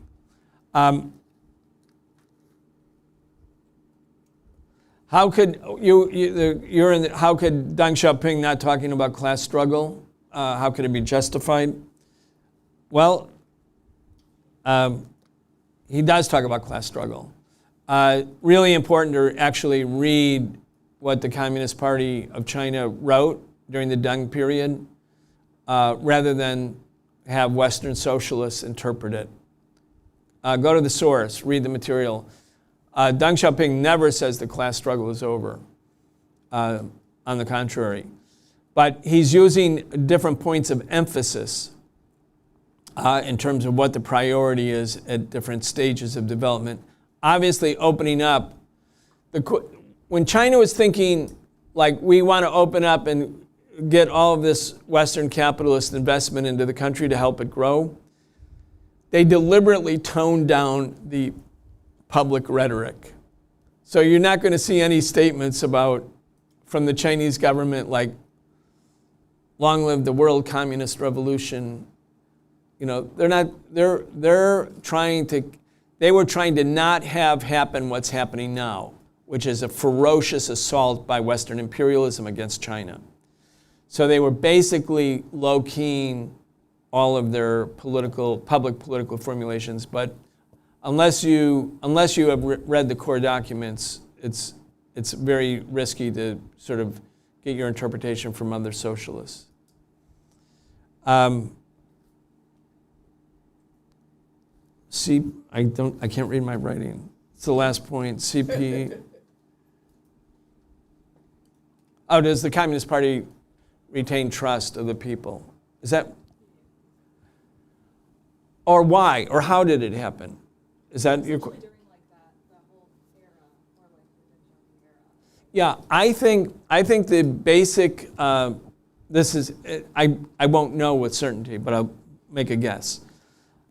My guess is the Chinese Communist Party felt that their best way to retain credibility with the Chinese people was to produce economic results. So if you're lifting people out of poverty, if you're building sponge cities, if you're building a network of high-speed trains, if you're showing people that your economic model is bringing progress, I think that's an important part of it. And then the other element that I think is the worst thing for a party is corruption. So I think Xi Jinping recognized that the biggest weakness between the people and the party was if people feel the Communist Party is talking about socialism and all these grand ideas about an equal future, and then stealing from the people. Because what is it in a socialist economy? If you're stealing from the people. You're not stealing from another capitalist, you're stealing from the masses. So I think the anti-corruption campaign made a big difference. Can we bring up the slide with the network of high-speed trains? Again, if you look at this is not the New York City subway map. This is all the high-speed trains all over China. And if you put up a map of the United States high-speed trains, it would look like China in 2008, because there are none. There are no high-speed trains. Am I wrong? Has anybody ever been on a high-speed train in the United States? Where? Where was it? The Acela is not high speed. The Acela is way more expensive, but it only gets there 20 minutes sooner. Serious. If you take the Acela, it takes 2 hours and 58 minutes instead of 3 hours and 18 minutes to Washington. So I think the economic model is proving itself by the economic and social performance. And I think that's the main thing. If China was doing all these other things, but the economy was sinking, nothing you could say. I mean, basically, a government has to provide for its people. If it can't do that, it's going to go down the tubes. And that's why Lenin introduced the NEP. He was like, we can be communist all we want, and everybody can be inspired. But if you can't eat, that's not going to work. All right, I think I went through all of the right of nations to self-determination. So there are different nationalities and ethnic minorities in China, many of them. And I'm not really prepared to talk about it, but you have, of course, the U.S. has become the champion of Muslims in Xinjiang, not in Gaza. No, the U.S. wants to kill Muslims in Gaza, but it loves Muslims in Xinjiang and says that the people in Xinjiang are the victims of genocide, which is complete nonsense. The U.S. is terrible towards national minorities in the United States, but it loves Tibet, and it has a very tender spot in its heart for all national minorities in China. The U.S. loves national minorities as long as they're in China, but it either kills them or persecutes them everywhere else.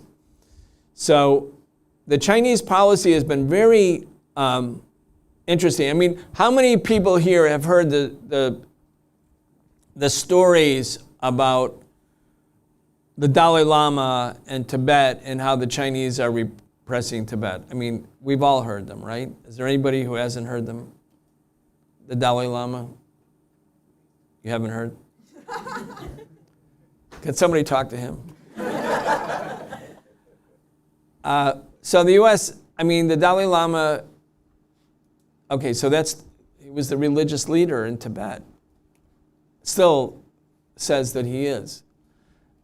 Go look up go to the internet and use the search term, when did serfdom end in Tibet? 1959. Because under the Dalai Lama and the old ruling class, the people were slaves. Serfdom is slavery, land slavery. It's not chattel slavery, but it's land slavery. You cannot leave. You cannot, the landowner, the landlord, usually the church, owns the land and you can't leave it. And you have to tithe to the landowner. So serfdom ends in 1959. Now, when Mao led the revolution in 1949, came to power in 1949, he said, let's leave Tibet alone because the society is so backwards that we won't be able to, we're not going to win these folks over to socialism. Let's leave it be. So China didn't move the People's Liberation Army into Tibet. It also could have gone into Hong Kong. It didn't do that either. Could have easily taken over the British colony in Hong Kong, but it didn't. So Mao was being careful, being prudent, even though they could have done it. But the reason they finally went into Tibet in 1959, and that's when the government is overthrown, and there's a new government led by the Communist Party that's put in its place, is because the CIA took advantage of the Chinese government's decision not to move the People's Liberation Army into Tibet. So the U.S. set up Tibet as a staging ground for the destabilization of the new government in China. So at a certain point, the government had to move into Tibet. And when it moved into Tibet, it liberated the serfs. It ended serfdom. And if you read about Tibet in American history books, our children learn that this was a terrible moment for Tibet because China came and occupied Tibet. It would be like telling enslaved African people in the southern part of the United States that when the Yankees, the Union troops came in to the South in 1865 and ended slavery, that was a period of like foreign occupation. Well, in fact, that's what the old slave owners did say. That's exactly what they said. And they're still running around with the Confederate flag. But it is the emancipation of the enslaved people. And that's what China did for Tibet.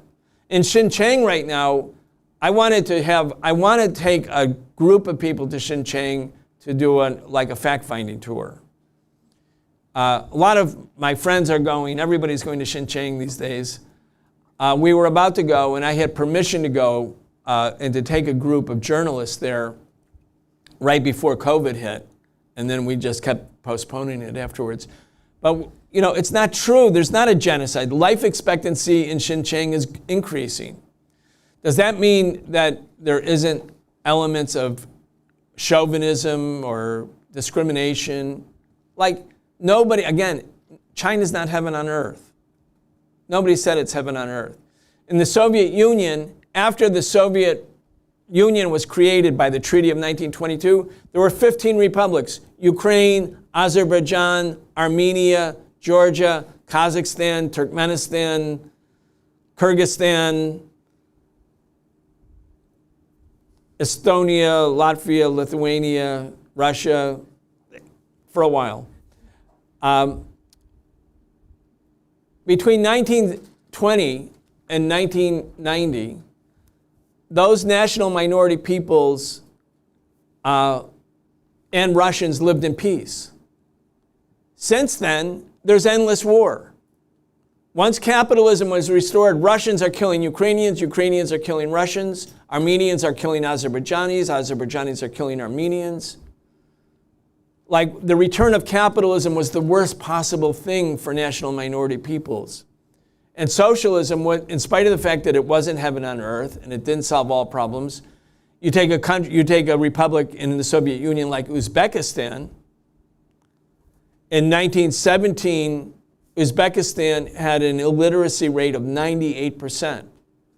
And by 1970, Uzbekistan had more college graduates per capita than France. Like, the Soviet Union was the most shining example of an affirmative action program for national minorities. Ukraine never existed as a state. That Putin partly blames Lenin for the Ukraine war. He says Lenin created Ukraine. Well, Ukraine existed, but what the Bolsheviks did in their sensitivity on the national question, on national policy, was to allow Ukrainians to have their own republic, speak in their own language, have the government business and schools in Ukrainian and Russian, but Ukrainian is the first language. China has a very similar orientation towards national minorities. Unifying the country, but not disrespecting national cultures. In fact, helping to amplify minority national cultures. All right, I have finished with those. And let's do a time check because it's 20 after 5. Let's go for another 15 or 20 minutes or say. Okay, cool. If you are patient enough.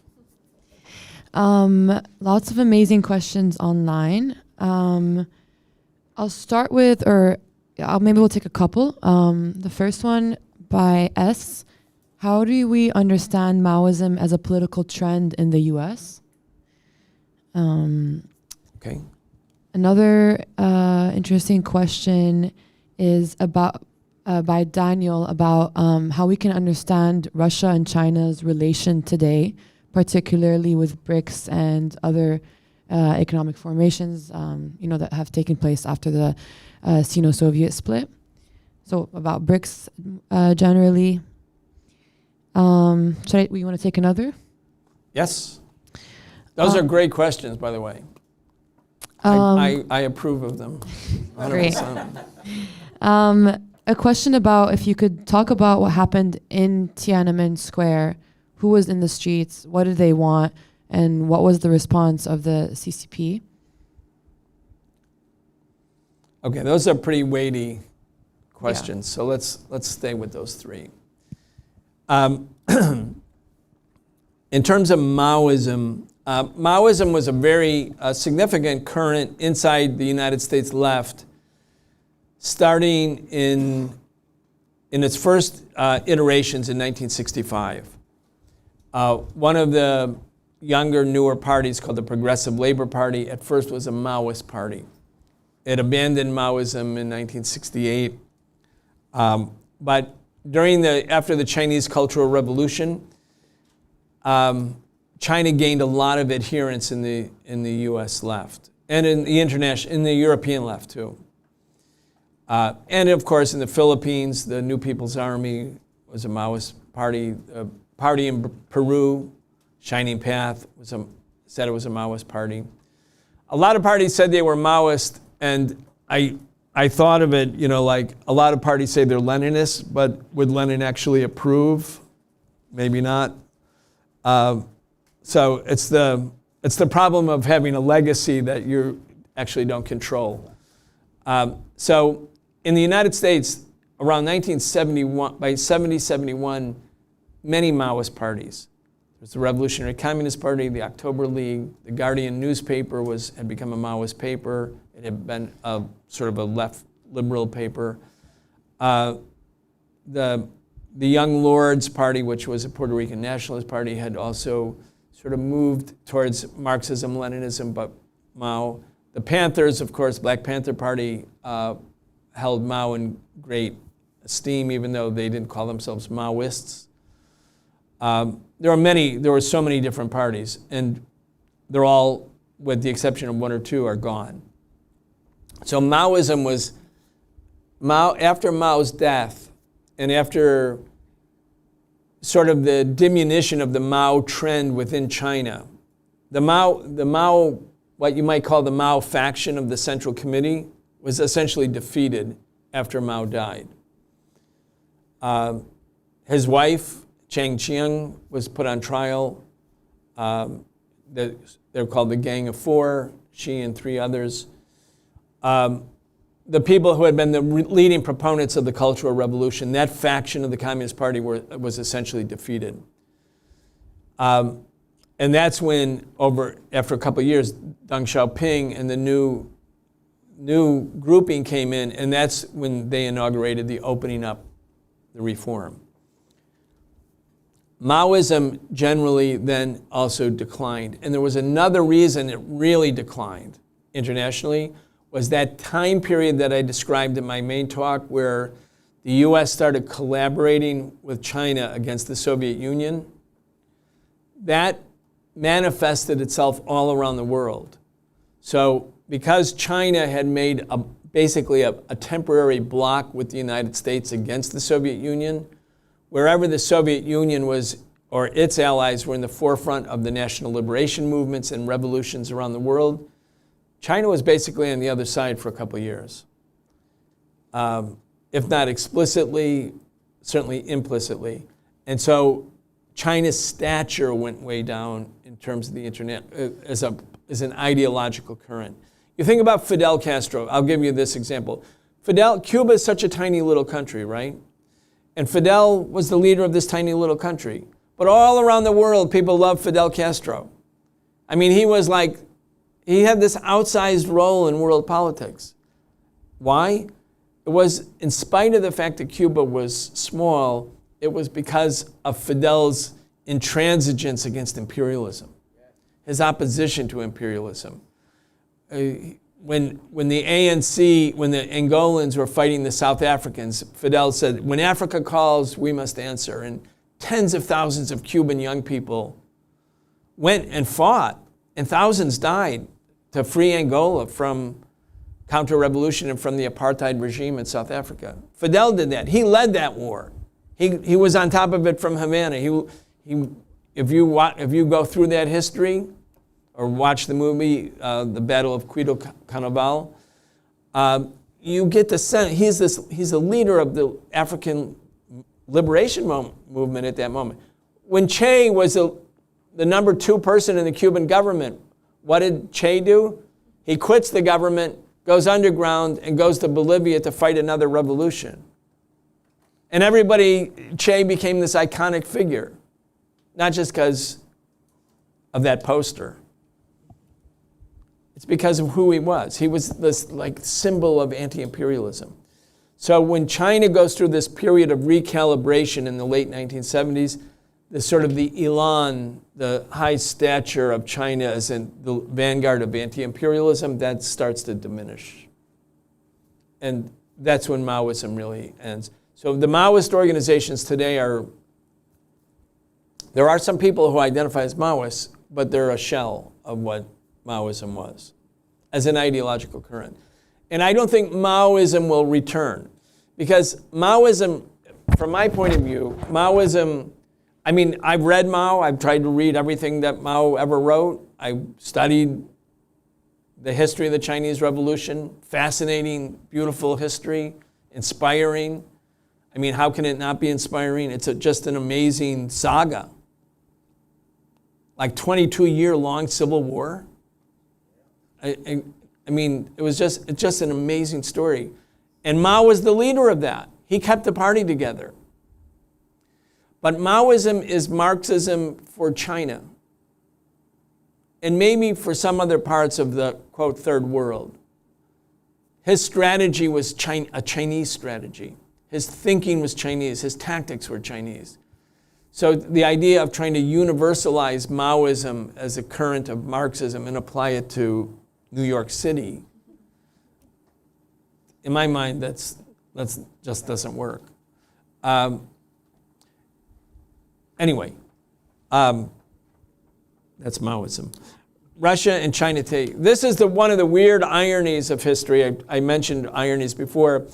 When China and Soviet Union were led by communist parties, they were at first allies, and then they became their worst enemies.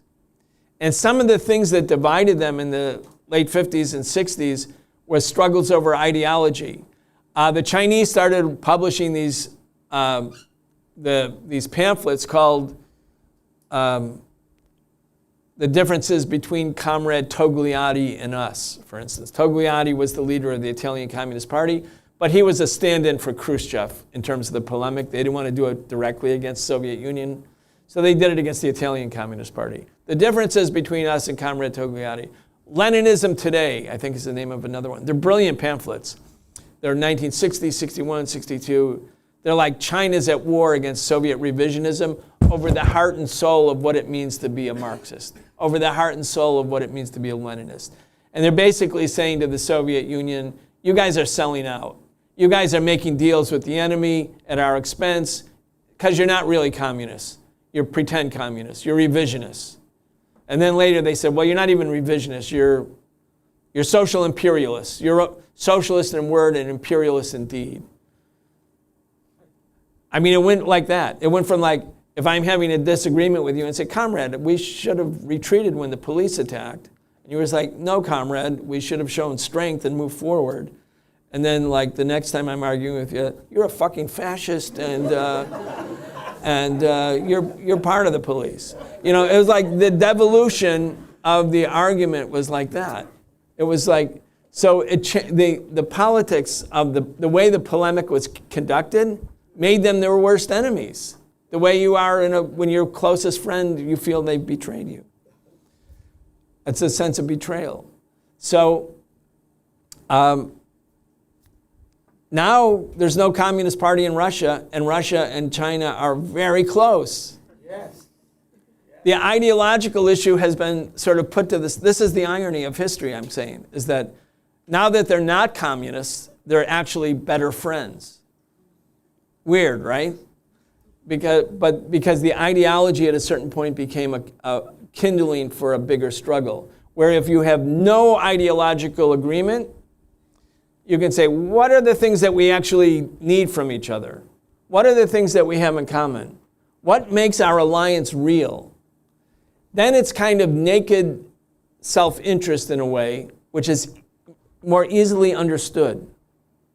Russia has to be with China because it doesn't want to be isolated as the US is attacking Russia. And China has the same feeling. They need each other because otherwise the US will isolate them. And also they learned the lesson of the Sino-Soviet split. The Chinese are like, we don't want to do this again. We did that in 1979, 1980. No. They did not expect the Soviet Union to collapse 10 years later. And I think part of the reason the Soviet Union did collapse, this is parenthetical, but I think one of the reasons the Soviet Union leadership lost confidence in itself, which led to the fracturing at the top, was that they could look at China, who had become their arch rival, being integrated into the world economy at the moment the Soviet economy was starting to stagnate. And this was during the introduction of computers and high-tech, the high-tech revolution. And the Soviet, parts of the Soviet Communist Party were saying, like, why don't we do what China's doing? They're not talking about class struggle. They're not talking about fighting imperialism. They've toned it down. Like, why are we supporting Cuba? Why are we, let's integrate into the world economy. So Gorbachev basically said to the United States, we'll give you East Germany, and we'll give you Poland, and we'll give you Bulgaria and Romania, Czechoslovakia. We'll call off this Cold War that's gone on since 1946. And you, in turn, like with China, integrate us into the world economy. And the US said, well, thank you very much for Germany and Bulgaria and Romania and Poland, and now we want to slit your throat. They weren't like, there was no quid pro quo. So I think it was a serious miscalculation on the part of Gorbachev, who dropped all the rhetoric about class struggle. You had mentioned Deng Xiaoping and class struggle. Gorbachev dropped class struggle terminology and said, no, it's universal human rights is what motivates us, not the class struggle.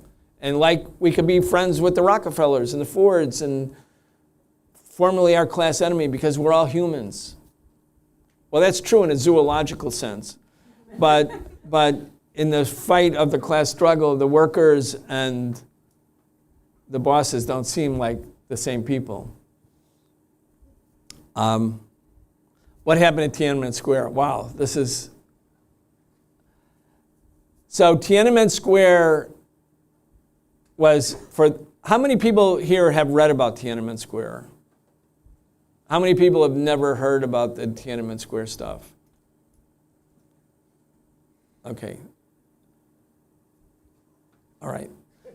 Everybody's heard about it. So student protests started in Beijing, capital of China, 7 weeks before they finally were ended with the government's intervention, June 4th, 1989.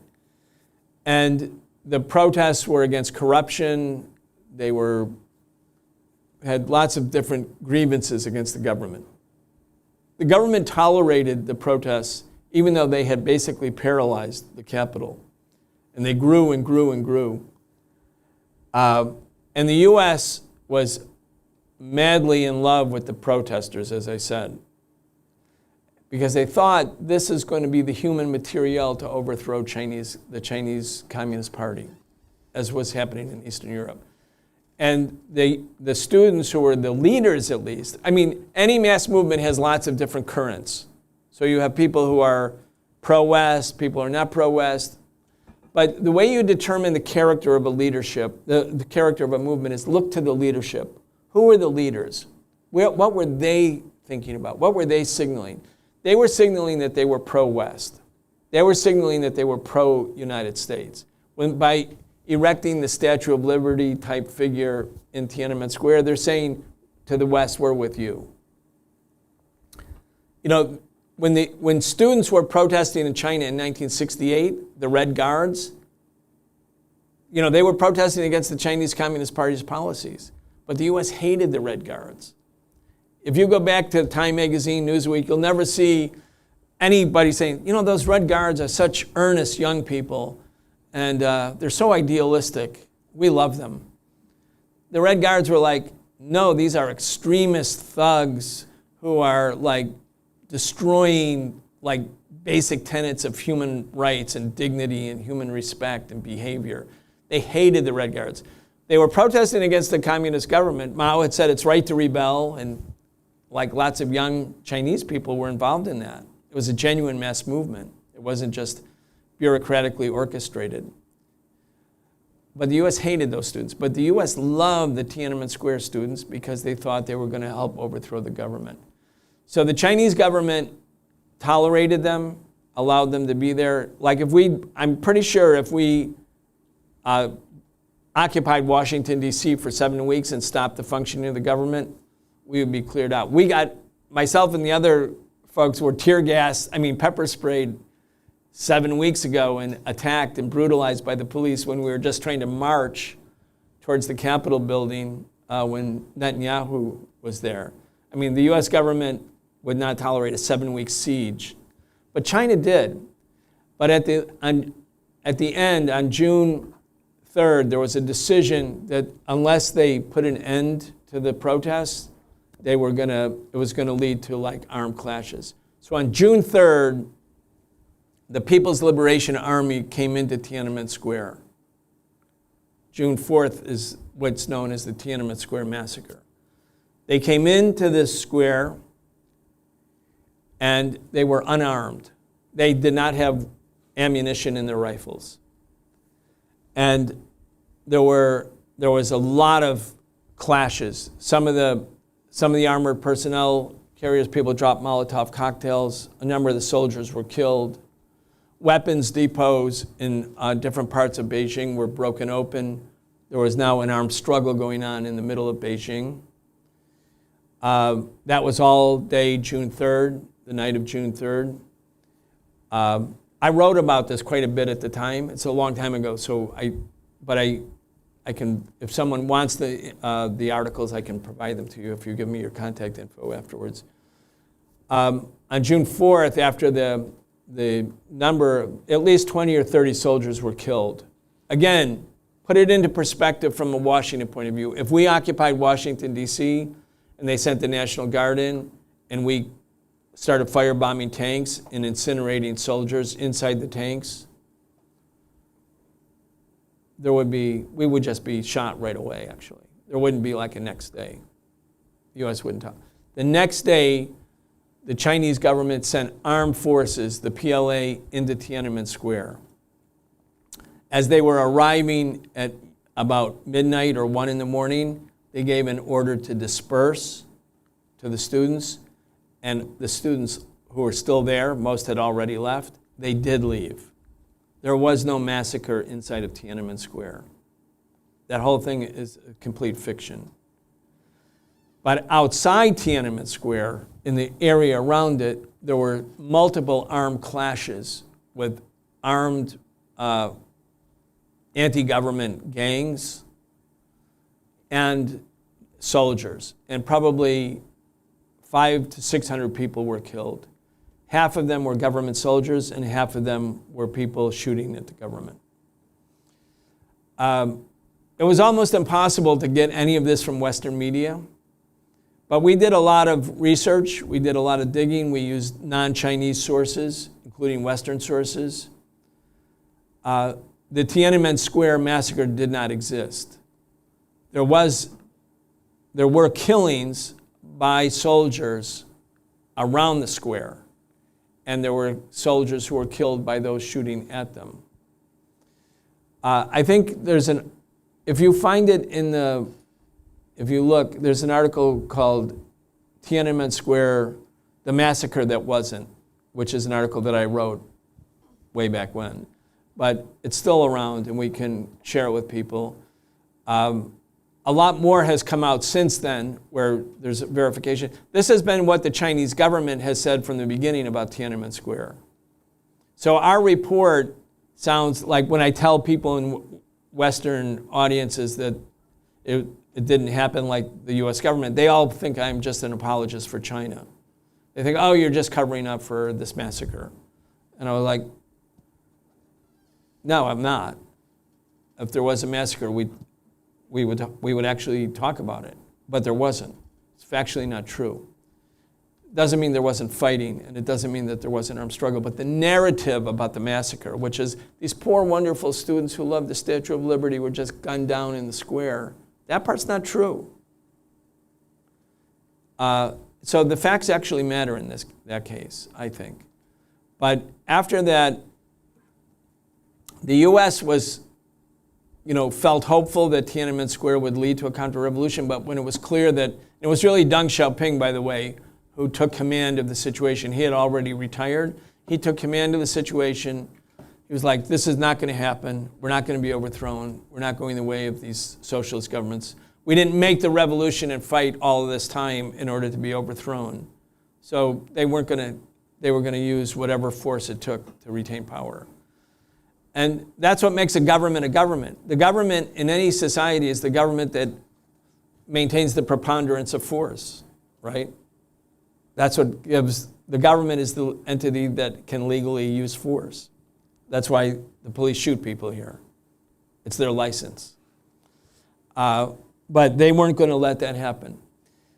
The U.S. sanctioned China at the time, but after a couple of years, the U.S. grand plan for integration of China into the world economy was resumed because the U.S. still felt, one, we can make lots of profits from China, and two, ultimately, Tiananmen Square will be a dress rehearsal, and ultimately we will overthrow the Chinese government. It's going to come. We just have to integrate enough Chinese people into the wonderfulness of Western capitalism, and they're all going to want to overthrow it, and we won't even have to give it a push. So that was the calculation. Until now, where the U.S. realizes the Chinese Communist Party is not going to be overthrown, and now they've gone to full court press. So I'm done. I want to just ask, I know we said it's 3 hours, but I think all of you are so heroic for being here for 2 hours and 40 minutes. It's a long time, but is there anybody who has a burning thing that they want to ask or say, in 1 minute? Yeah. Here comes your microphone. Oh, the left unity. You think I didn't answer that unintentionally? No, I'm playing. You're putting high expectations on me. So I'm part of DSA, and so I'm wondering, should we have 5-year plans too, just like how the CCP does? Okay, that was a bad joke. Before we take power or afterwards? Yeah, I guess that's a after we take power kind of thing. Can you talk a little bit about the labor relations within China? Because I feel like that's something that at least I don't know that much about.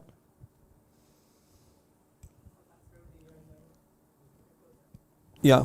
I'm not really up. I don't know enough really to speak about it. I mean, I think, is it Amazon or, no, it's Walmart. The only place Walmart is unionized in the world is in China. China requires the foreign firms to be unionized. The US always says, oh, these are just company unions.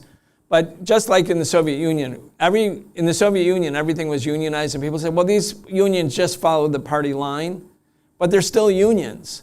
And so, if you had ever been to the Soviet Union, when foreign companies came in, to do movies in Moscow, and they say, well, the workers would say, well, it's 5 o'clock, and the foreign companies would say, that doesn't matter, we're going to work till we finish the shoot. And the Soviet unions that were following the party line would say, no, we're not. It's 5 o'clock. They took union stuff very seriously. China has large-scale unionization. There are many, many worker strikes in China. There are many labor struggles in China. And most of them end when either the local government or the party steps in and basically makes concessions to the workers. That's how most of them happen. Some of the labor struggles in China are really amazing because it involves taking bosses hostage.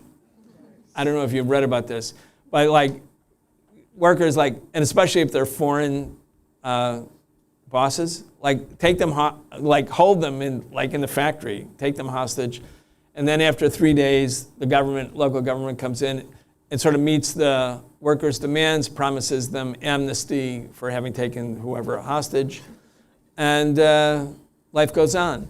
So I think it's a complicated situation. I think the U.S. labor movement, the U.S. government says all of the Chinese unions are just rubber stamps for the government.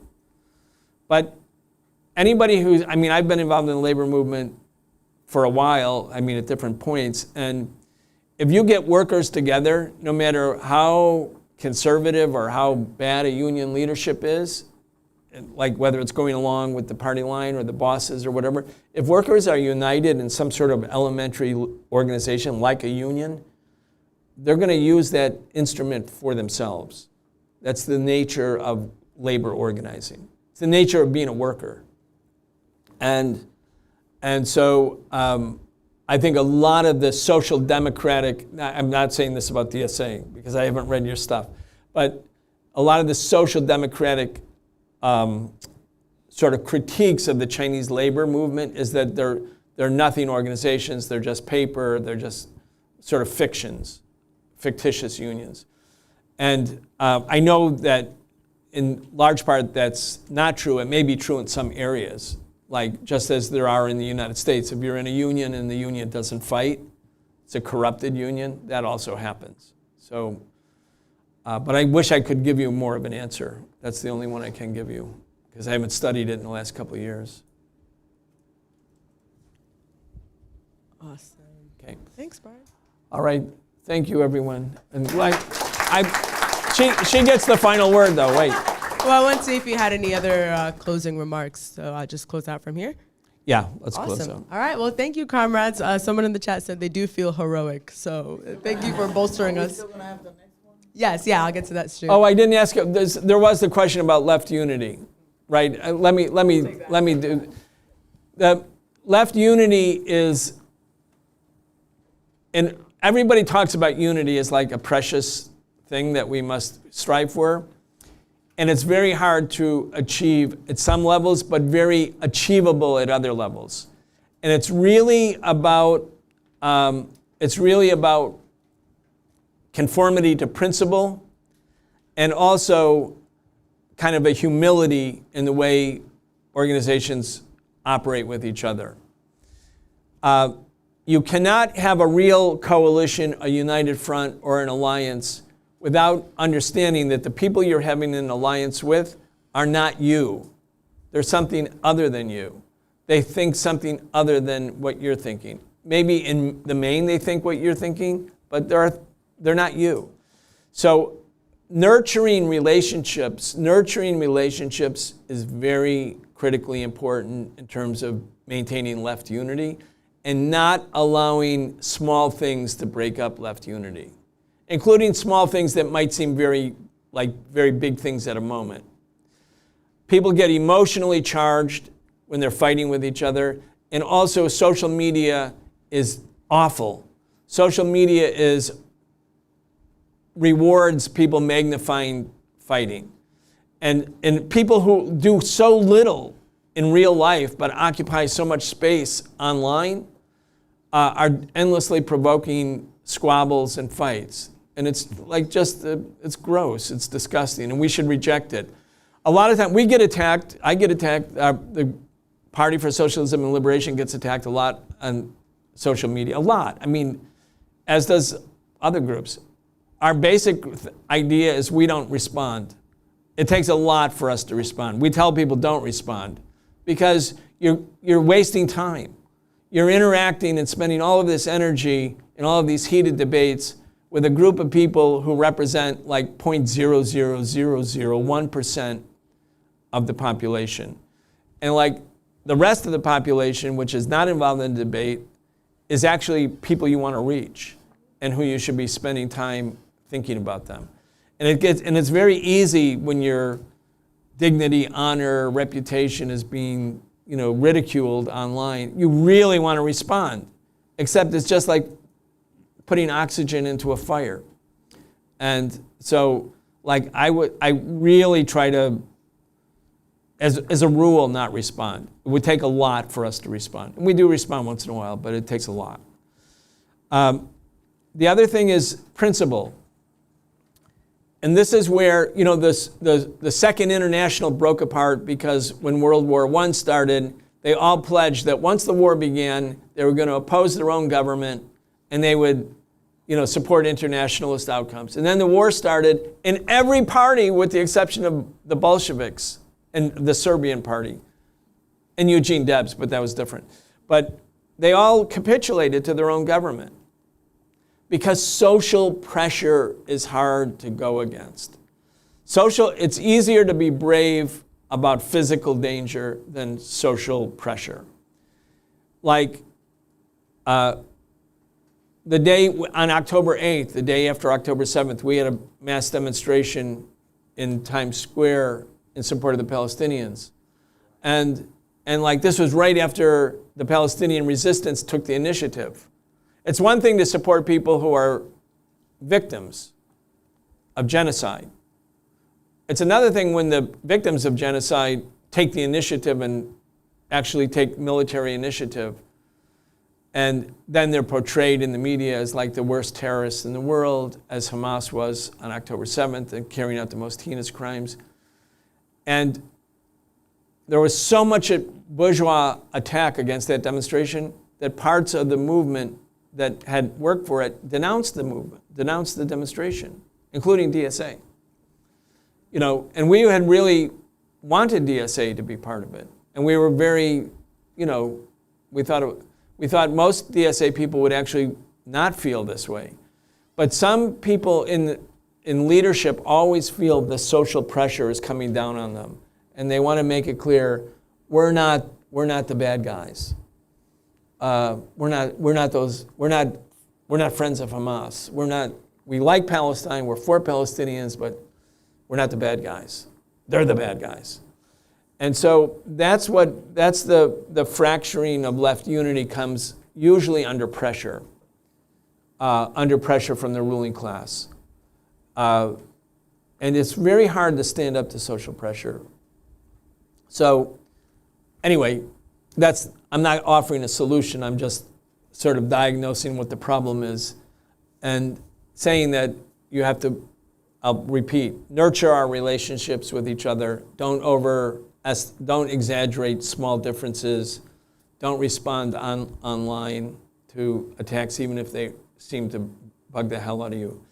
And 4, try to stay true to principles, no matter what. Because then you can have a unity that is principled. It's a unity that will be an enduring unity. So I think that will be the last word from me anyways. Fine. That was my 4th last word. But. Awesome. Thank you so much, Brian. That was amazing. All right, comrades, we are 2/3 of the way there. We're not done yet. Next week, we'll continue. We'll have our last session of this course. Next week, we'll study U.S. hybrid war, China, and the struggle for the future, where we'll kind of pick up on where Brian left us today, studying this new turn of U.S. hostility to China, what it is that caused that, and particularly how we can understand China's relationships with the world, particularly the Belt and Road initiatives, China and Africa, all these other questions to the fore, and how China is able to offer an alternative to Western imperialist policies, and why the West hates them for that. So we'll see you next week. Keep an eye on your email in the coming hours/days for the reading packet and material for next week's class. No. It's Michaela Erskog, who is she's a host of the Crane, the China-Africa Relations podcast, and a bunch of other things, and her professor at Fudan University. So they'll be joining us next week. All right, and let's close out. Thanks, comrades.